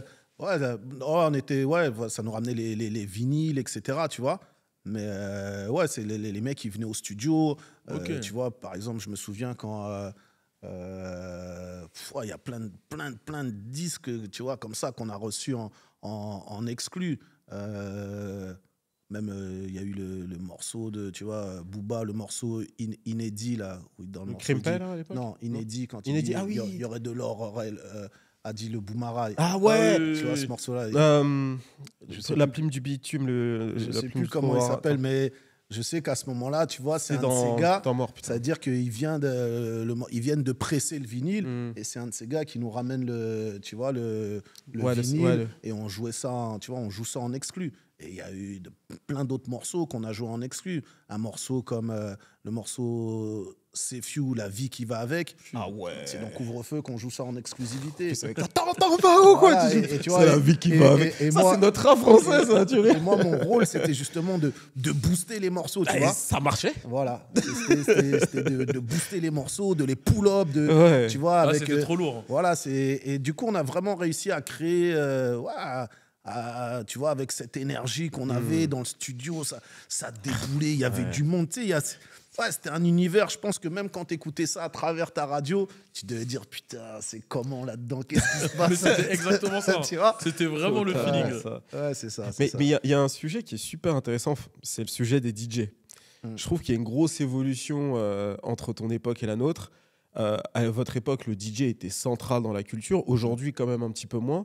Comment tu perçois, toi, un petit peu cette évolution du DJ aujourd'hui, VS à l'époque où tu étais encore à la radio? Parce que le DJ, ça a toujours été une pièce maîtresse. Et puis, moi, je suis issu d'un mouvement. Mouvement hip-hop, mouvement reggae dancehall. C'est-à-dire, tu vois, le mouvement, il est constitué de différentes articulations. Tu as le DJing, tu as la danse, tu as le graphe, tu as les MC. Donc, pour nous, le DJ, ça a toujours été une pièce maîtresse, quoi. Et quand je décide comme ça quand je fais l'émission, pour moi, il est important d'avoir des DJ où chacun est dans son style et chacun va ramener son univers. En fait, ça va de soi. Pour moi, tu vois, c'est quelque chose qui va ensemble. C'est comme tu vois, aujourd'hui, après, c'est pas une critique, c'est un constat. Il y a des artistes, ils vont arriver en concert avec une clé USB. Parce que leurs instrus sont dedans, ils arrivent... Nous, c'est inconcevable. C'est là où je veux t'emmener. Ouais. Tu vois, quand on fait un show, après, nous, on a 2 formations. On a la formation musicien, on joue avec des musiciens, ou on a la formation aussi sound system, où on joue avec un DJ. Mais pour nous, il est inconcevable d'arriver dans un concert et puis de dire on a juste une clé USB avec les sons. Tu vois, parce que le DJ fait partie intégrante du show, quoi. Ouais. Mais c'est intéressant que tu dis ça, et je capte où tu voulais en venir dans la question, parce que tu vois, nous, quand on lance SCKO, on s'inspire des gens qu'on a regardés, tu vois, tu fais partie des noms qui sont ressortis, et on a cette envie. Pour l'instant, je trouve pas qu'on l'a encore bien fait sur les freestyles. On a envie d'amener ce truc-là, tu vois, qu'il y avait. D'ailleurs, il vous manque un DJ, hein. On a un DJ là depuis peu, on a mis. Ah oui, j'ai vu. Mist, oui, depuis peu. Et justement, on vrai. essaye de redonner ce truc-là qu'il y avait à l'époque de couvre-feu. Ça fait partie de la culture. Mais c'est important. dur parce que justement, les rappeurs, ils arrivent et pas tous ceux qui sont passés, tu vois, mais les rappeurs en général, ils ont envie de faire comme s'ils étaient au studio derrière le micro. Ouais, mais parce que ça, c'est aussi quelque chose qui s'est un petit peu perdu, le freestyle. Ouais. Même si je trouve que ça commence à revenir. Hein, oui, on le ressent là, que ça revient un peu. Mais c'est vrai qu'à un moment, la culture du freestyle, elle s'est énormément perdue, tu vois. Ouais, c'est vrai que même nous, sur la fin, parce que là, on parlait du couvre-feu à l'époque de Skyrock, mais même quand il y a eu le couvre-feu au Calme, des fois, tu vois, c'était compliqué pour les freestyles, parce que les mecs voulaient pas forcément freestyler, ils veulent reproduire leurs morceaux d'albums ou trucs. Même toi, tu l'as ressenti, ce changement. Ouais, plus sur la fin. Mais là, aujourd'hui, j'ai l'impression que ça revient. Ouais. C'est mon impression. Ouais. Et vu que tu as fait le bon, on est obligé de le dire, hein, le freestyle à l'époque de OKLM, tu as eu un classique de fou avec le Booba, Damso, Niska, Kalash, etc. Lourd. Quel classique, incroyable. Je pense qu'il a marqué la nouvelle génération. Tu leur parles de ce freestyle, et c'est pour ça que je dis que c'est fort, en fait. Incroyable. Parce que tu as marqué plusieurs générations. Tu parles de ce freestyle-là, la nouvelle génération, je pense que dans le rap français de ces 10 dernières années, c'est le plus gros. Ouais, je pense. Tu vois, il n'y en a pas au-dessus. Il n'y en a pas au-dessus, je pense. Ouais, celui-là, il est... Non, c'est vrai que ce freestyle est incroyable, et même si c'est vrai que ça a été fait sur couvre-feu, au Cam Radio, mais en fait, c'est Booba qui m'appelle et il me dit « Ouais, putain, j'ai envie de faire un truc de fou, là. J'ai envie de faire un gros freestyle, mais pour choquer les gens, tu vois. Et j'ai dit « Ouais, ce serait bien, franchement, il y a vraiment un truc à faire. » Il me dit, et puis c'est là, il me dit « Ouais, je vais ramener un tel, et on va faire ça, et on va aller choquer. » Et franchement, il a été visionnaire. J'allais dire sur ce coup-là, mais comme sur beaucoup de coups. Comme sur beaucoup de coups. Non, et même nous, le jour où on enregistre le freestyle, t'as vu, à la fin de l'enregistrement, on sent qu'on tient un truc. Tu vois, on sent que là, il vient de se passer quelque chose, quoi. Et franchement, ça a été un des gros moments des freestyles couvre-feu, quoi. C'est vrai que... Et surtout, tout le monde, je sais pas pourquoi tout le monde était dans cet état d'esprit. Je parle des artistes, tu vois, que ce soit Niska, Damso, Kalash, Booba. Tout le monde était dans le délire. Aujourd'hui, on va découper. Ouais, ça se sent, en fait. Aujourd'hui, ça sent. Aujourd'hui, c'est aujourd'hui. Tu vois, il arrive, il accélère. L'autre derrière, il va accélérer. Boum. Kalash derrière, il va... Non, c'est fort. Et il y a eu une belle préparation aussi, tu vois. C'est-à-dire que voilà, les gars sont arrivés, on a pris le temps d'écouter justement les instrus. Chacun, tu vois, savait sur quel instru il voulait se poser. Voilà, on a travaillé même l'ordre pour pas que, tu vois, ça se coupe n'importe comment. Donc, il y a eu un beau travail de préparation. Et finalement, le rendu, il a été topissime, quoi. C'est clair. C'est bon à entendre. J'aimerais revenir sur un autre moment très important de cette époque, entre 98 et 2000. C'est le label Première Classe, qui est donc un label légendaire. Il y avait le fameux morceau Première Classe aussi avec Pete Bacardi, Rof et Mystique, je suis en ouf. Mystique, gros morceau. Là, pour le coup, c'est vous qui avez été visionnaire, le fait de faire un label. Il y a eu Tandem aussi dans le label un peu plus tard. Comment ça s'est fait ? Comment vous avez décidé aussi d'être artiste et en même temps de passer derrière et devenir producteur ? Parce qu'à cette époque, j'ai pas l'impression que c'était quelque chose de très commun. Ouais, c'était... À part, mais ensemble. Parce que voilà, nous, on vient de l'écurie Secteur A. Et qu'au sein de notre écurie, grâce au mastermind, comme je te disais, Kenzie, bah, tu vois, on voyait des choses se faire. Donc, on apprenait, nous aussi, en même temps. Et on avait déjà cette envie d'être indépendant, tu vois, un peu comme, voilà, tu vois, ce petit gars qui vit chez ses parents, mais qui veut avoir aussi son appartement, son petit espace à lui. Donc, pour nous, c'était important de créer notre propre label pour voilà, décider de nos propres choix, mais en corrélation toujours avec Secteur A. Et donc, à partir de là, on a cette idée de produire des maxis. Donc, le premier maxi qu'on produit, c'est On fait les choses, avec, comme tu disais, Rof, Mystique, Pete Bacardi et Benji et moi. D'ailleurs, entre parenthèses, pour la petite histoire, à la base, c'est pas Rof qui devait être sur ce titre. À la base, j'appelle Kerry pour ce morceau, qui nous valide.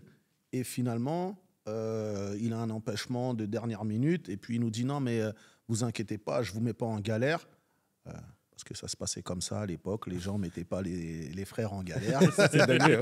La belle époque, hein. La petite parenthèse. Donc, il dit, mais je vous envoie un frère à moi, il est chaud. Et Rof, en fait, moi, je le connaissais déjà aussi. J'avais déjà entendu des morceaux à lui, dont un morceau qu'il avait sorti dans un projet où lui-même nous faisait une dédicace en disant, ouais, c'est la monnaie qui dirige le monde, comme le dit la chanson. C'était dans l'album de Kurt Ra et Weedy d'expression directe. Donc, Rof, finalement, voilà, arrive au studio et effectivement, à la base même, c'était même pas cette prod aussi qui était prévue. Mais quand on se retrouve au studio, voilà, on écoute les sons, c'était pas, tu vois, ça accrochait pas. Et là, on appelle Jimmy Finger qui vient à la rescousse et qui propose un seul son, dont l'instru dont fait les choses. Et voilà. Et là, Quel instru. Voilà, on arrive à créer ce morceau. Et donc, dans la foulée, on fait un autre morceau qui s'appelle Si les lyrics pouvaient tuer, avec les 2 balles, Ahmed Day et Ifi. Gros morceau aussi. Donc, tu vois, là, à l'époque, on était vraiment à la débrouille. On produit notre maxi, vinyle, on donne ça à tous les DJ, on amène ça dans les radios. Et voilà, c'était notre Internet à nous, tu vois, c'était ça. Il fallait se déplacer, fallait, ça se passait de la mano à mano, tu vois. Les trucs sous le manteau, tu distribuais. Et le morceau, petit à petit, tu vois, il commence à faire son effet. Donc, dans la foulée, on décide de produire un deuxième maxi, où là, on fait un morceau Le Raluciano et Lino d'Arsenic. Ah ouais, Donc, très sérieux là. Voilà, atmosphère suspecte. Au départ, ça devait être un duo. Mais finalement, tu vois, les deux, voilà, ça met un peu du temps à écrire, ça raconte des histoires, ça, tu vois, le temps passe. Finalement, eux-mêmes, ils sont un petit peu KO dans le studio pour différentes raisons qu'on va pas dévoiler ici. Tu vois, bon, les frères sont un peu fatigués. Et ce jour-là, il y avait Choa aussi qui avait accompagné le Ra. Mais nous, c'était l'époque des 3 couplets. Tu vois, et donc, là, pour nous, il manquait un couplet. Tu vois, si c'était un morceau qui était fait aujourd'hui, le morceau serait terminé. 2 couplets, tout le monde est content. Mais nous, on était la génération 3 couplets. Il fallait rajouter un couplet. Et là, Choa, lui, il était vif. Il était chaud. Il a posé sur le morceau. Et donc, ça a donné le titre Atmosphère suspecte. Et ensuite, c'est aussi un maxi qui a très bien marché. Et donc là, Kenzie prend les choses en main et propose qu'on fasse un deal première classe Secteur A chez Hostile. Et c'est à partir de là qu'on produit maintenant la compilation première classe, qui a été la première compilation rap qui réunissait autant d'artistes. Parce que sur cette compile, il y avait quand même 52 artistes. Ouais, c'était ouf. Donc à l'époque, c'était un truc de ouf. Et c'était l'une des premières, ou la première compilation qui a été disque d'or à l'époque, quoi. Ouais, c'est fort, ouais. Je me l'étais prise, moi, première classe, le 1, le 2. Ouais, je sais pas, c'est une anecdote qui est nulle, mais je le dis. J'étais jeune et j'avais kiffé un artiste sur première classe, qui s'appelle FD Phénomène. Ouais. J'étais à fond sur lui, va savoir pourquoi j'ai kiffé de ouf. Elle est pas nulle, ton anecdote. Elle est pas nulle, ton anecdote. Ensuite, par la suite, chez Secteur A. Ok. Ouais. Ok.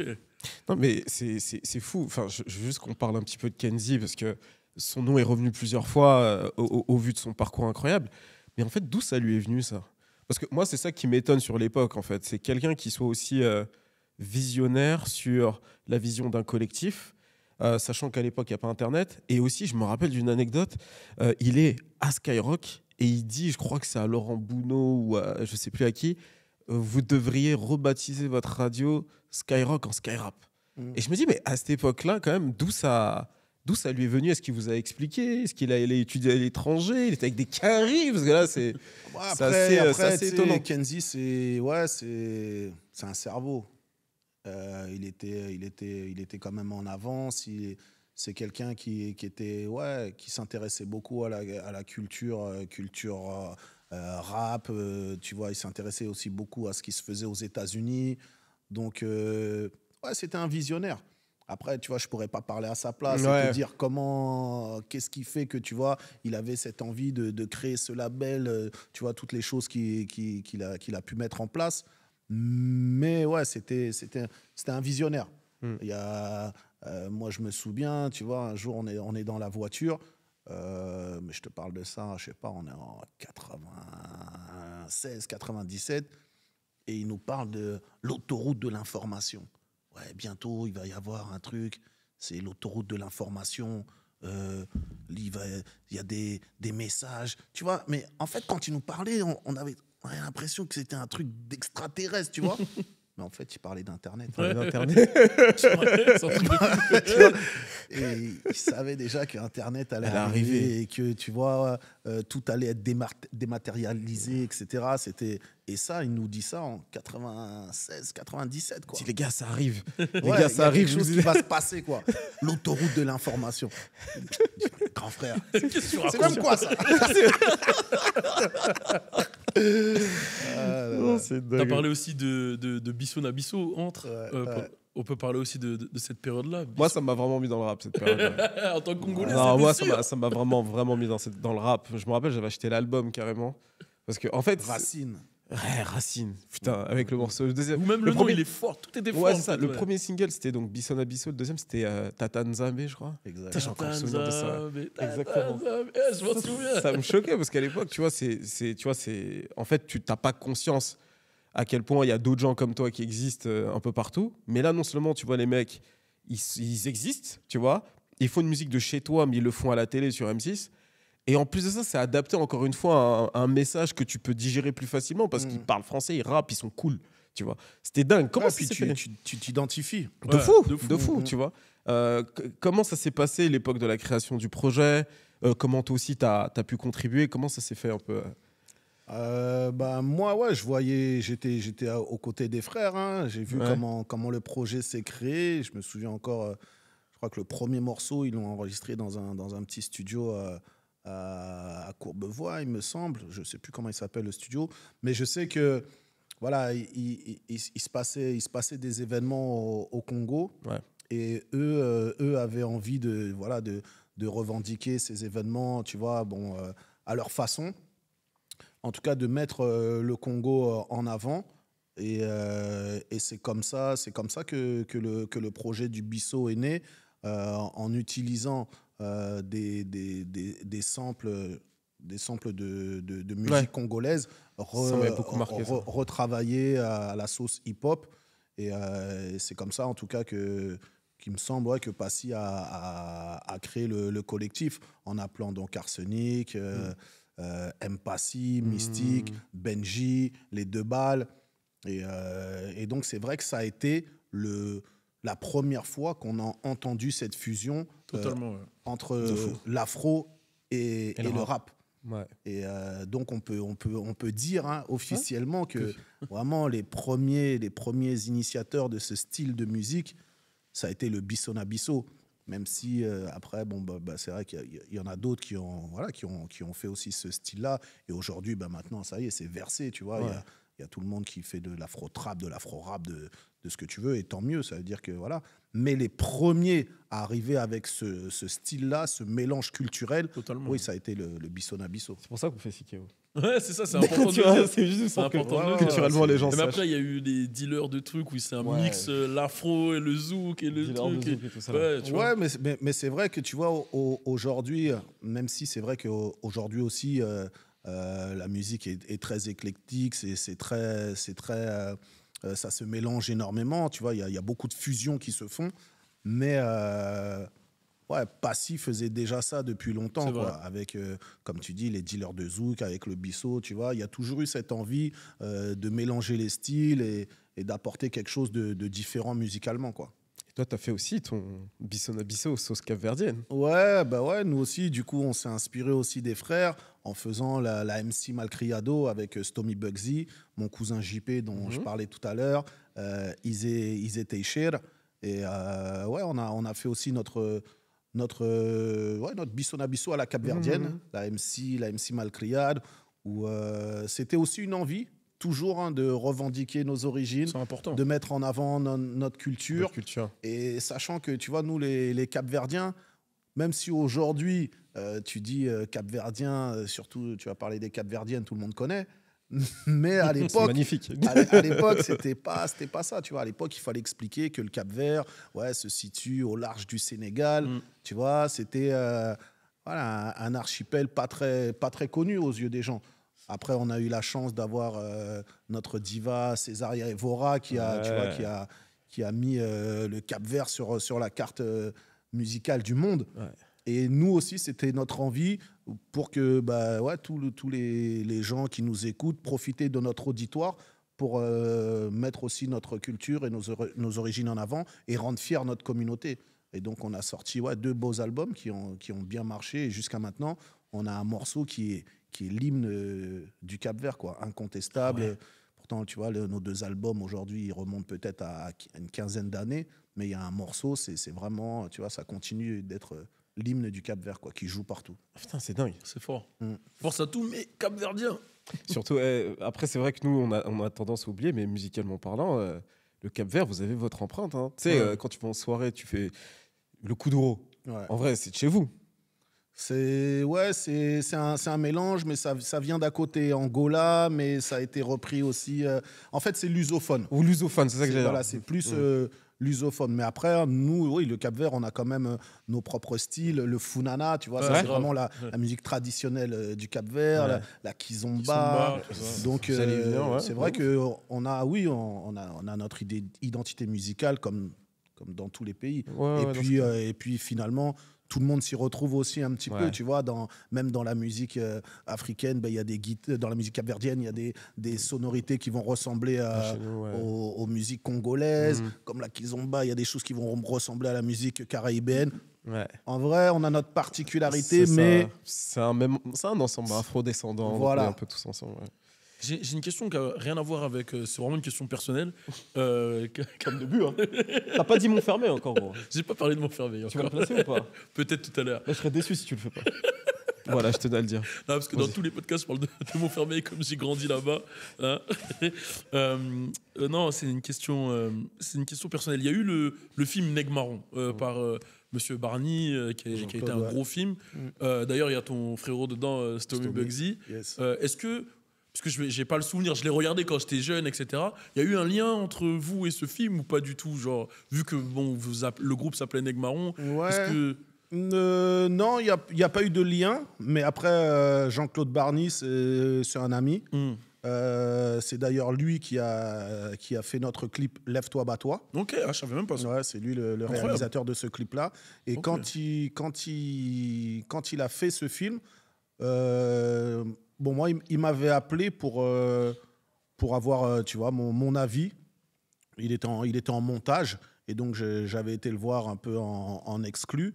Mais après, voilà, la démarche reste la même, c'est-à-dire continuer à perpétuer l'héritage, à transmettre notre histoire.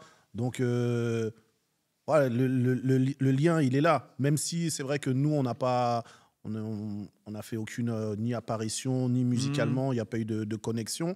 Mais ouais, mais en tout cas, pour nous, c'était un plaisir de voir un film, tu vois, qui s'appelle Neg Marron, D'ailleurs, je salue même la performance de Dali dans ce film qui a été, tu vois, incroyable. Pour moi, tu vois, il a vraiment porté ce film. Donc, en tout cas, ouais, c'est important aujourd'hui d'avoir des films comme ça dans lesquels, tu vois, on se retrouve, dans lesquels on peut s'identifier. Et puis, c'est important aussi de soutenir le cinéma noir. Ouais. Le cinéma tu vois, qui nous parle aussi un peu à nous. Tu vois, en ce moment, avec le film Frantz Fanon. Bah, c'est Barnier, monsieur Barnier aussi. J.C. Barnier qui l'a fait aussi. Voilà. Ouais. Bah, regarde, et carton, big up à lui. On a aussi Zion, on a reçu le réalisateur, gros big up à lui. Nelson Donc, Fo à force. Exactement. Donc c'est vraiment quelque chose. Et attends, je veux juste profiter, J'allais revenir parce qu'il a parlé de Dali, je suis obligé de faire un big up à Dali, parce que voilà, personne ne sait. Mais le premier qui m'a donné ma chance dans ma vie, j'avais 16-17 ans, c'est Dali, il m'a ramené, j'ai dansé pour lui et tout. Donc grosse force à Dali, c'est un vrai gars. Voilà, comme tu as parlé de lui, je suis obligé d'en Et j'appuie et je confirme. Ouais. Un vrai gars, un vrai de vrai. Ouais. Big up. Incroyable. Je voulais revenir sur ta musique qui est le 3e album, Héritage. On est en 2003. Ouais. C'est très intéressant parce que dans cette période-là, même le rap US et en France, on parlait des soirées, etc., la musique dancehall, reggae est plus que jamais dans la culture et même dans les hits. Il y a tout le temps un peu de dancehall, de reggae. On a l'arrivée de Sean Paul, on avait Elephant Man, on avait tout ça aux US. Et en France, en vrai, on en avait vous. Comment musicalement tu le vois? Parce que en fait, toi, quand tu commences à la base, tu es passionné par ça. Tu dis, OK, bah, je vais me démarquer un peu. Il y a rap. Moi, je suis rap, mais je vais aller dans la dancehall reggae. Mais là, on est dans les années 2000. En fait, toutes les planètes sont alignées en quelque sorte. Tu vois, comment tu le vis à cette époque-là? Cet album-là, tu vois, pour nous, c'est l'un des albums où j'ai le plus kiffé, quoi. Ça devait être trop facile à cette époque. Ouais, non, et puis là, on a eu cette chance d'enregistrer cet album en Jamaïque, tu vois. Donc ça veut dire pour des artistes comme nous, issus de la banlieue, tu vois, à la base, tu viens de Gare Charcel, 95, tu fais de la musique qui n'est pas, tu vois, qui n'est pas la tienne. Voilà, le reggae, c'est de la Jamaïque, donc on a emprunté un style qui n'est pas le nôtre, et de pouvoir avoir la chance d'aller maintenant dans le cœur du truc. Voilà, la terre, tu vois, la terre initiale de cette musique. Pour nous, déjà, c'était un délire. Tu vois, je me souviens la première fois qu'on arrive en Jamaïque, quand les gens vivent reggae music, quoi. Tu comprends pourquoi, tu vois, il y a autant d'artistes et que la musique elle a toute sa place dans le décor jamaïcain. Dès l'aéroport, tu as du reggae, quoi. Tu as du dancehall. Tu t'arrêtes à la pompe à essence, c'est reggae, c'est dancehall. Nous, quand on est parti en Jamaïque, frère, on a été matrixés. Je me prenais pour un Jamaïcain au bout de 3 jours. Yeah, man, wagwan, King Chris, man, down, respect. J'étais bousillé. Tu parles pas toi, du coup, t'as appris un peu t'as parlé un peu pas toi. T'es dedans, t'es là, dis, yeah, Pour man, de vrai, yeah, ok. you see me, I say, man, yeah, feel real, man. T'étais dans un truc. Mais ça devait être une claque culturelle. Non, hein. c'est un délire, la Jamaïque, franchement, non, c'est un pays c'est magique, c'est magnifique. Ah ouais. Et puis, tu vois, nous, on est là, des petits artistes francophones, t'arrives dans les studios, et là, tu commences à croiser, tu vois, les mecs que toi, t'as écoutés, sur lesquels t'as même volé des fois des mélodies, flows, des trucs. des flows. Ah, t'arrives, tu vois, au studio, maintenant, on te dit, juste après vous, là, c'est Capleton. Oh, putain. Non, mais c'était... Je me souviens, nous, on est là, on est au studio, comme ça, on est en train de manger un McDo. Tu vois. Et maintenant, on voit un gars, tu vois, bresson, yeux rouges. Comme ça, tu sens à son visage que le gars a vécu. Il rentre dans le studio comme ça. Nerveux. Après, il nous fait comprendre, il nous regarde.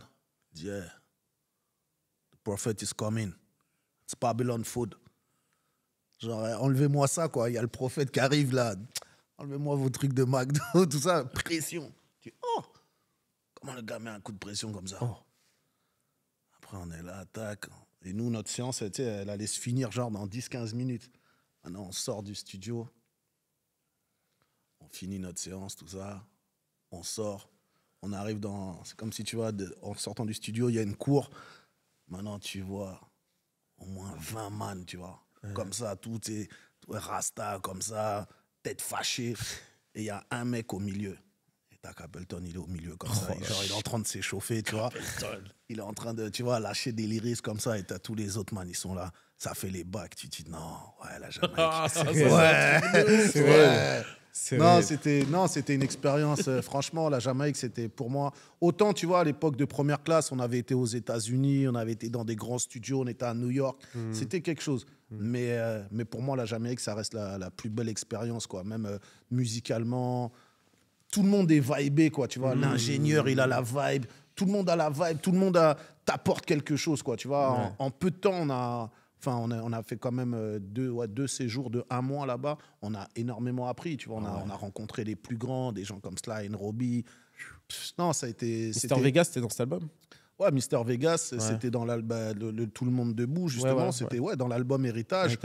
Et nous, quand on rentre en France, tu vois, on rentre avec ce titre-là. Et nous, on est persuadés que c'est un hit. On est persuadés que c'est un gros morceau, tu vois. Mais là...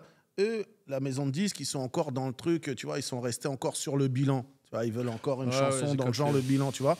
Mais nous, on est dans un truc, ça y est, on est passé dans une autre ère, là. C'est autre chose, là, avant. C'est dancehall style, faut envoyer les poum-poum, là. Tu vois. Et eux, ils captent pas, tu vois, parce qu'on avait d'autres morceaux. C'est vrai, on avait des beaux morceaux aussi dans l'album, et ils étaient plus focus sur d'autres morceaux. Et nous, on lâche pas l'affaire. On leur dit non. Et comme on devait retourner encore en Jamaïque, on dit, on va quand même clipper le morceau. Bon, on arrive à se débrouiller. On fait un... Parce qu'à l'époque, il fallait des gros budgets pour pouvoir faire des gros clips. Tu vois, autant aujourd'hui, avec l'argent qu'ils nous avaient donné, on aurait pu faire un super clip. Mais à cette époque-là, il fallait plus d'oseille. Tu vois, c'était une autre économie. Bref, on arrive à faire le clip. Et puis bon, mais je pense que ce morceau, Tout le monde debout, avec encore un visuel différent, il aurait pu avoir encore une autre envergure. Mais à cette époque-là, on était un peu précurseur dans ce style-là. Tu vois, le dancehall francophone, c'était pas encore ce que c'est maintenant, tu vois. Et c'est ce qui fait qu'aujourd'hui, Tout le monde debout continue malgré tout à jouer.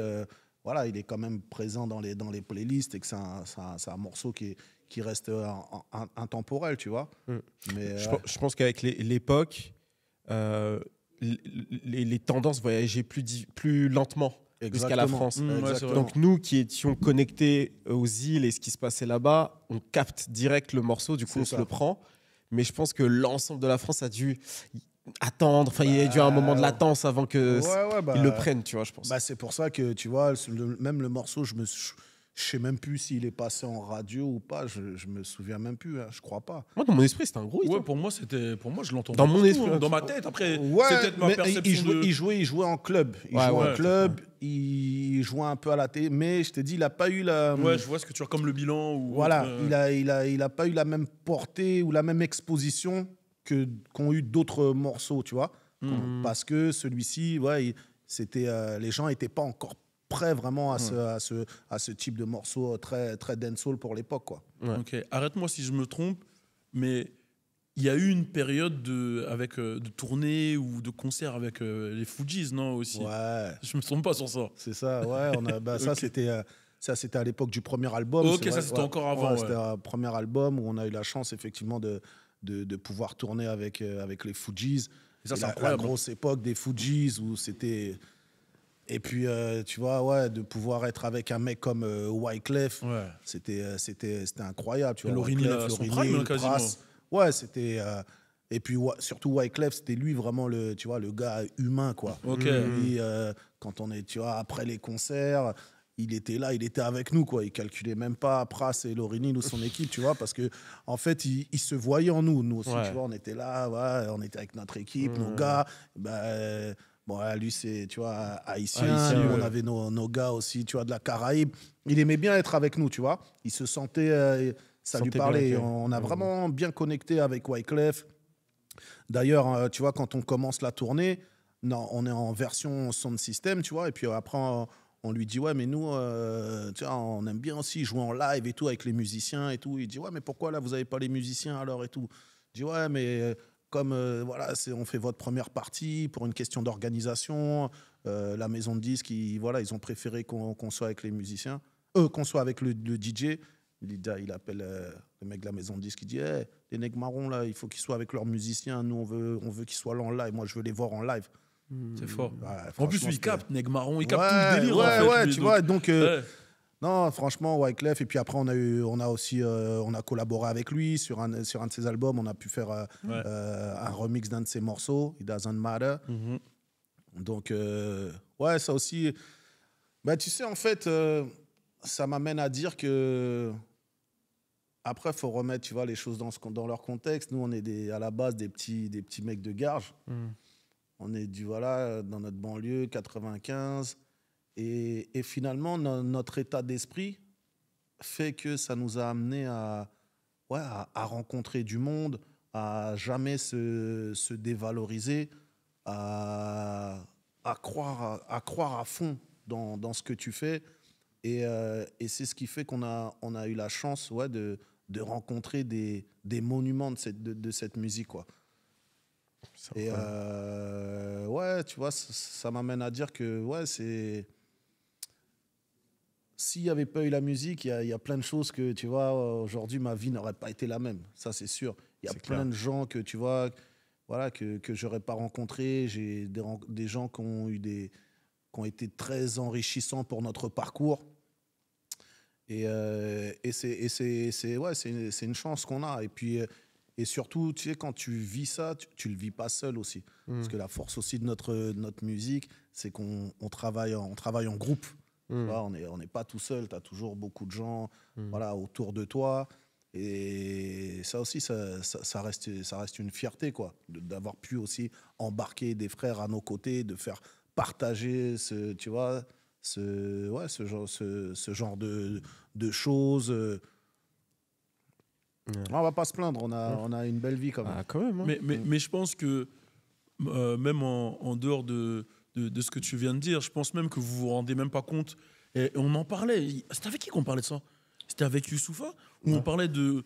On trouve pas ça normal la place du secteur Oui, ministère amer dans le game. Normalement, tu vois, genre. On parle beaucoup de I Am Anthem dans les années 90. Pour nous, ouais. peut-être vous en rendez pas compte, mais l'impact que vous avez eu sur notre génération, moi je suis en 89, tu vois, toi t'es 90, l'impact que vous avez eu sur notre génération, il est ouf parce qu'il y a autant un impact, comme on a dit tout à l'heure, visuel, sur comment saper, etc. Moi, je voulais le dernier Kosla, le dernier truc pour ressembler à... Ou le cuir, ou les baskets blanches, ou ceci, cela. Mais en même temps, il y avait la manière de parler, tu vois. J'entendais, je dis, quand il appelle les meufs, lui, il dit les rats. Moi aussi, je veux dire ça, ou tu vois ce que je veux dire. Il y a la manière de parler. Il y avait même le fait de se dire, ah, OK, il rappe, mais aussi il est animateur radio, mais aussi ils ont une compile, mais aussi, donc on peut faire des choses. Donc, en fait, je pense que vous vous rendez même pas compte, mais vous avez eu un impact sur notre génération. Il est incroyable et je trouve qu'on donne pas assez les fleurs, tu vois, vraiment. Et bon, là, on l'a pas aujourd'hui parce que normalement, on doit ramener la ceinture. Ça fait 4 fois d'affilée qu'on n'a pas la ceinture, mais on va te l'envoyer. Ouais. On fait des ceintures spéciales pour les légendes. Et aujourd'hui aussi, si on amène un mec comme toi, c'est pour te dire que voilà, t'es légendaire, t'as marqué le mouvement et il y a peut-être pas de Balou écrit sans Jackie Brown et Benji, tu vois ce que je veux dire. Donc merci, tu vois, faut que tu le saches aussi, tu vois, parce que tu parles des grands qui t'ont inspiré, mais toi tu es ce que Wyclef était pour toi, toi t'es ça pour nous, tu vois ce que je veux dire. Merci. Donc c'est important de le dire. Merci les frères. Et c'est l'une des raisons pour laquelle, tu vois, par exemple, quand on a des artistes ici qui performent, j'oserais pas faire ce que tu fais, genre essayer d'animer et tout ça. Moi, c'est un truc. Il a mis la barre trop haute. Non, t'as dit quoi? Mais c'est trop. En fait, je me dis vraiment. Alors, déjà, moi, je sais rester à ma place.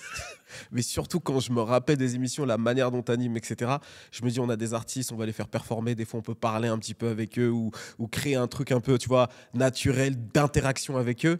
Mais la vie de WAM, quand je vous ai vu faire à l'époque, j'ai dit jamais je m'aventure là.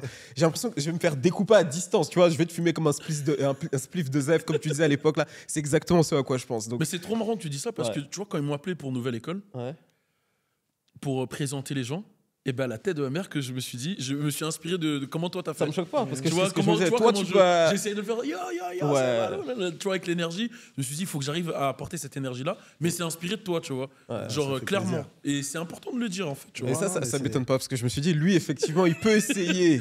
Tu vois, parce qu'il a une énergie un peu, tu vois. Moi, c'est mort. Non, mais après, tu vois, voilà, on a tous nos inspirations et puis bon, non, mais c'est fort, tu vois, ce que vous dites et ça fait plaisir aussi de l'entendre. Après, c'est vrai que moi, c'est quelque chose que, tu vois, j'ai eu naturellement en moi par rapport à mon parcours, comme je te disais, le fait d'avoir aussi beaucoup fréquenté les sons de système et, tu vois, d'avoir ce côté MC, donc j'ai eu ça naturellement et c'est ce que j'ai voulu mettre en avant aussi à la radio. Et aussi, la particularité du couvre-feu, c'est que je pouvais recevoir des artistes pas connus, mais pour moi, c'était important aussi tu vois, de les mettre en avant, tu vois. Je savais toujours me mettre un peu en recul pour laisser la place, à l'artiste, même si c'est quelqu'un qui venait tu vois, je recevais un jeune artiste. Et c'est ce qui fait aussi, je pense que, tu vois, aujourd'hui, couvre-feu a marqué les gens et que même les artistes, beaucoup d'artistes, tu vois, ont un certain respect pour moi parce que peut-être ils se souviennent que quand je les ai reçus, j'ai jamais voulu monter sur eux ou leur faire comprendre que, bon, toi, t'es un petit peu, je te reçois, mais tranquille, t'as vu? Non, moi, ça n'a jamais été dans ma philosophie, dans ma démarche. Au contraire, c'était, vas-y. C'est moi qui vais me mettre en arrière-plan et toi qui va prendre la lumière, quoi. C'est quoi tes plus grosses anecdotes chez Couvre-feu?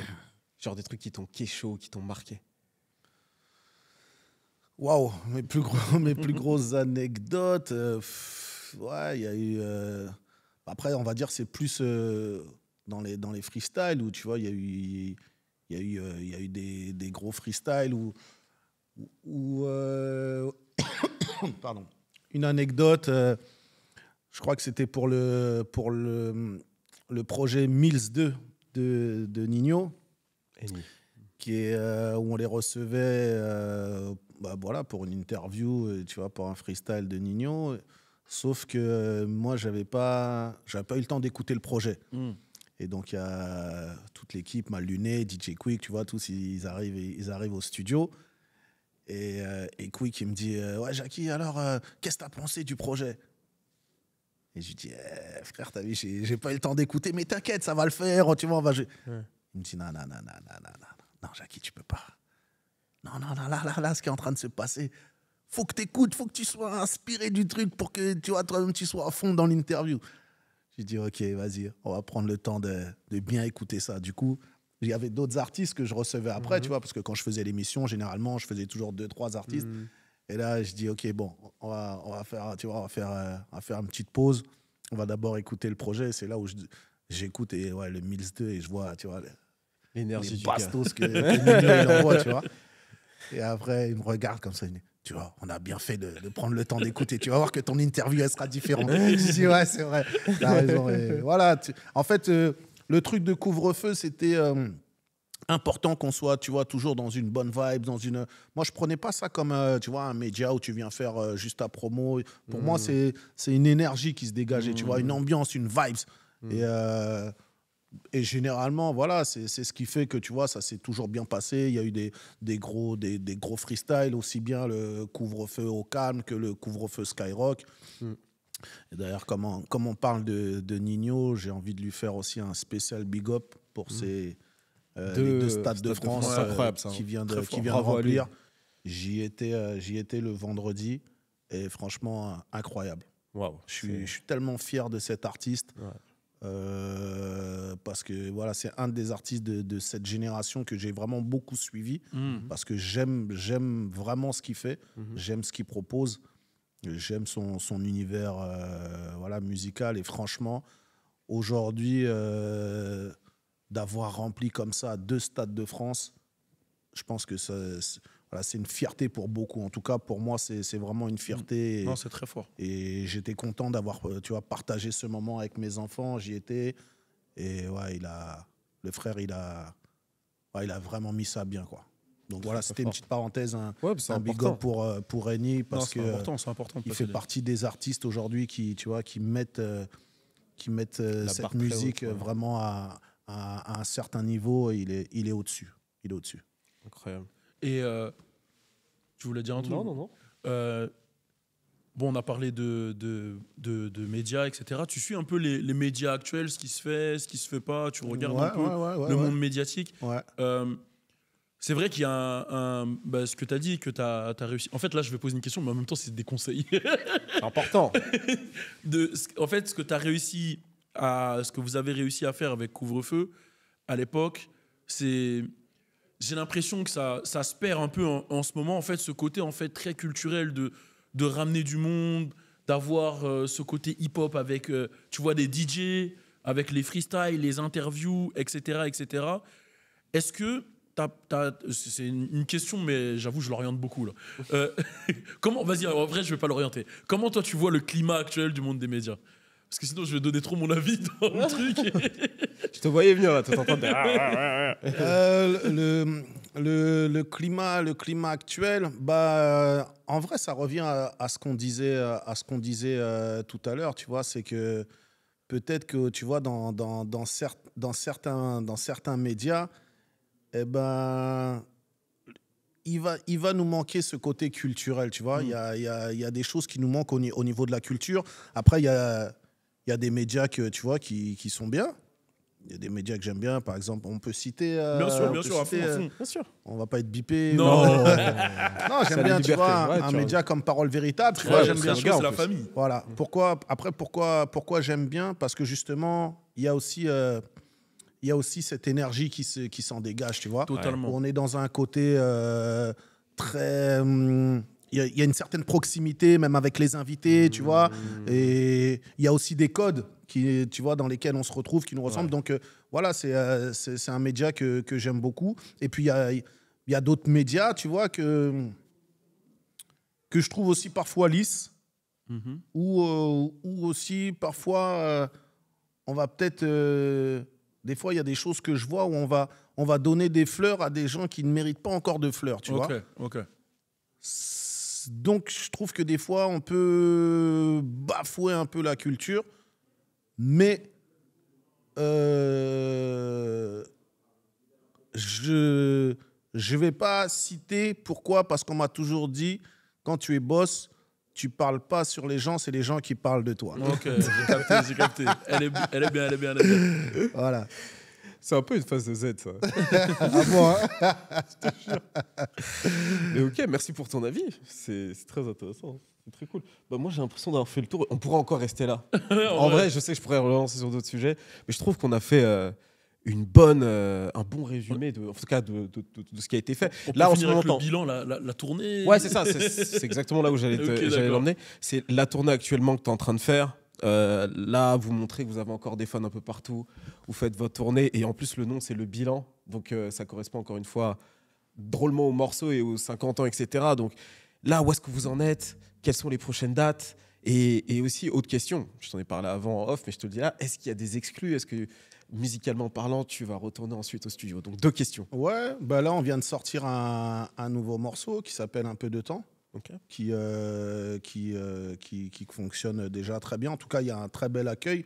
Parce qu'après, on va pas se mentir, tu as vu, pour des fois, les anciens comme nous, c'est toujours un petit peu compliqué. Enfin, compliqué. Quand tu sors un morceau, tu es exposé plus facilement, quoi. Parce que tu as les fans de la première heure qui veulent que eux, tu fasses du son comme tu faisais à l'époque. Et puis après aussi, au fil du temps, tu as dragué aussi un nouveau public qui, lui, aimerait avoir quelque chose qui ressemble plus à ce qu'il écoute aujourd'hui. Donc, des fois, on est dans un entre-deux un peu compliqué, mais là, en tout cas, le morceau qu'on vient de sortir, Un peu de temps, a l'air de faire l'unanimité. Et puis, ouais, une belle tournée autour des 25 ans du bilan. Donc, on va se produire un peu partout en France. On doit bouger dans la Caraïbe. On a des dates en Afrique de prévues. Donc, après, voilà, il faut aller sur les réseaux Negmaron pour avoir les dates. Mais D'ailleurs, on veut faire un petit plug. C'est Ouais. sur le compte Instagram de Negmaron qu'il faut Ouais. aller. Negmaron, Facebook, Negmaron, comment ils l'écrivent, comme ça ils peuvent y aller directement. NEGMA2RONS. Ok. Et voilà, Voilà, sur le et compte de Jackie, c'est bon. Jackie Brown et Ouais, Benji aussi. C'est important qu'ils sachent. Ouais, non, mais c'est important, il faut faire passer le message. Ouais. Et puis une date parisienne qu'on annoncera incessamment sous peu, mais qui sera plus sur 2026.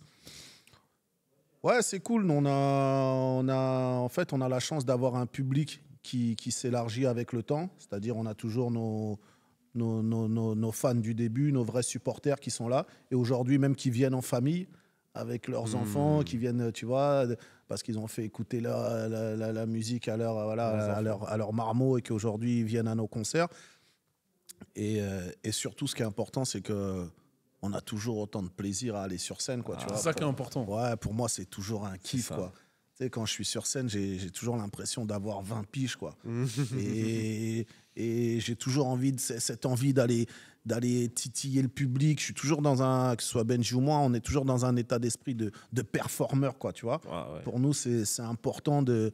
Moi, je peux pas concevoir de sortir de scène sans que mon maillot il soit trempé, quoi. C'est important de mouiller le maillot, d'envoyer. On est de cette école, tu vois. Où quand tu sors de concert, quand tu sors de scène, tu vois, faut que ça pue la fumée dans la salle. Non, c'est lourd. Mais je tiens à dire, il y a pas mal de choses qu'on n'aura pas forcément le temps de traiter, mais il y a tellement de sujets intéressants, de Bal de Nègre, les albums que tu as fait ensuite. Enfin, il y a eu tellement de choses. Moi, il y a un sujet peut-être, mais je sais. Il est pas. En fait, c'est un sujet, mais il est pas forcément très positif. Je sais pas en fait. Moi, quand j'étais petit peu, il y a eu ce son Gladiator. Ouais. Tu vois, il y a eu ce son, mais moi, j'étais petit quand je l'ai écouté, donc je comprenais pas. C'est un vrai truc. Ouais, putain. Je viens d'avoir un truc. Wow, tu m'as emmené. Tu sais qu'en préparant cette interview, j'avais même pas revu le morceau. Ouais. Ah ouais, Gladiator. Tu m'as ramené un truc. Et moi, j'étais petit, je kiffais. Avec comment il s'appelle? Lordco. Ouais. Lordco City. Ouais. Putain. Tu vois. Et c'était une dinguerie. Clash. Là, il va ramener un truc là. Mais c'est voilà. Moi, j'étais jeune, donc je l'ai consommé. J'étais jeune. C'est quoi la jeunesse de ce morceau? C'est genre, c'est un délire, genre on se clash comme ça pour gaulerie, un peu comme Sniper ils avaient fait avec Eto Tunisiano. C'était quoi l'histoire de ce truc? Ah ouais. Waouh, l'histoire du clash entre Lordco et moi. Non, c'est en fait à la base, quand on fait la compilation PC2, le titre de la compilation c'est les face à face du rap français. Ok. Donc on voulait que chacun faire des oppositions de style. Et Co-City était managé par des grands frères de chez nous, sachant que lui aussi, tu vois, il est issu du milieu reggae, dancehall. Donc on trouve cette idée de se dire, bon bah comme les deux vous êtes du milieu reggae dancehall et que le clash dans le dancehall c'est quelque chose qui est commun, tu vois, c'est dans la culture. Ouais. C'est dans la culture, exactement. Donc on se dit, ce serait bien que, tu vois, vous fassiez, plutôt que de faire juste une opposition de style, que vous fassiez un vrai morceau clash, quoi. Donc moi, je suis partant pour l'idée, tu vois. S'il y a bagarre, il y a bagarre. On va bagarrer, tu vois. Et donc, on se retrouve en studio avec Co-City. Et vraiment, on détermine les règles, on choisit l'instru ensemble, on détermine un temps pour écrire, etc. Tu vois, on fait vraiment ça avec des règles. Et pour nous, on prend le truc au sérieux, quoi. Donc, on fait le morceau. Bon, tu vois, je la fais un petit peu courte pour passer certains détails. Finalement, quand on finit le morceau, il y avait un des producteurs de Co-City qui était pas là pendant l'enregistrement du morceau. Et là... quelques heures après, je reçois un coup de fil en disant « Ah, mais Jackie, le morceau, là, c'est pas vraiment ce qu'on s'était dit au départ. » Je dis « Comment ça? C'est pas ce qu'on s'était dit. » « Non. Là, toi, t'es venu pour tuer mon artiste. C'est pas ce qu'on a convenu. » Je dis « Non, mais moi, à la base, tu vois, j'ai posé mon truc, il a fait son truc. » Bon, bref. J'ai un adversaire de ta Donc, finalement, en fait... il y a eu tout plein de choses qui ont fait que j'ai dû remodifier mon couplet au final, mon couplet original, parce que voilà, ça plaisait pas et en tout cas de son côté, ils avaient estimé que le couplet était trop méchant, tu vois. Ok, d'accord. En fait, à la base, ce clash, c'était un vrai clash, mais avec des règles. C'était comme si, voilà, c'est un combat d'exhibition, mais on envoie, tu vois. Ça, sauf qu'il y avait des règles où, vas-y, il n'y a pas d'insultes, pas de ceci, tu vois. Mais voilà, on se clash réellement. Après, là où le morceau a pris une autre tournure, c'est quand le morceau est sorti et que la plupart des gens ont commencé à dire que ouais, Jackie, il a mangé Co-City, etc. Tu vois. Et là, ça a un peu déplu justement aux producteurs de Co-City. Là, maintenant, il y a d'autres choses qui sont rentrées. En fait, là, on est sorti du côté musical. Et on va dire que, tu as vu, il y a le côté street qui a pris le dessus sur le truc. Et c'est parti dans d'autres embrouilles, d'autres histoires.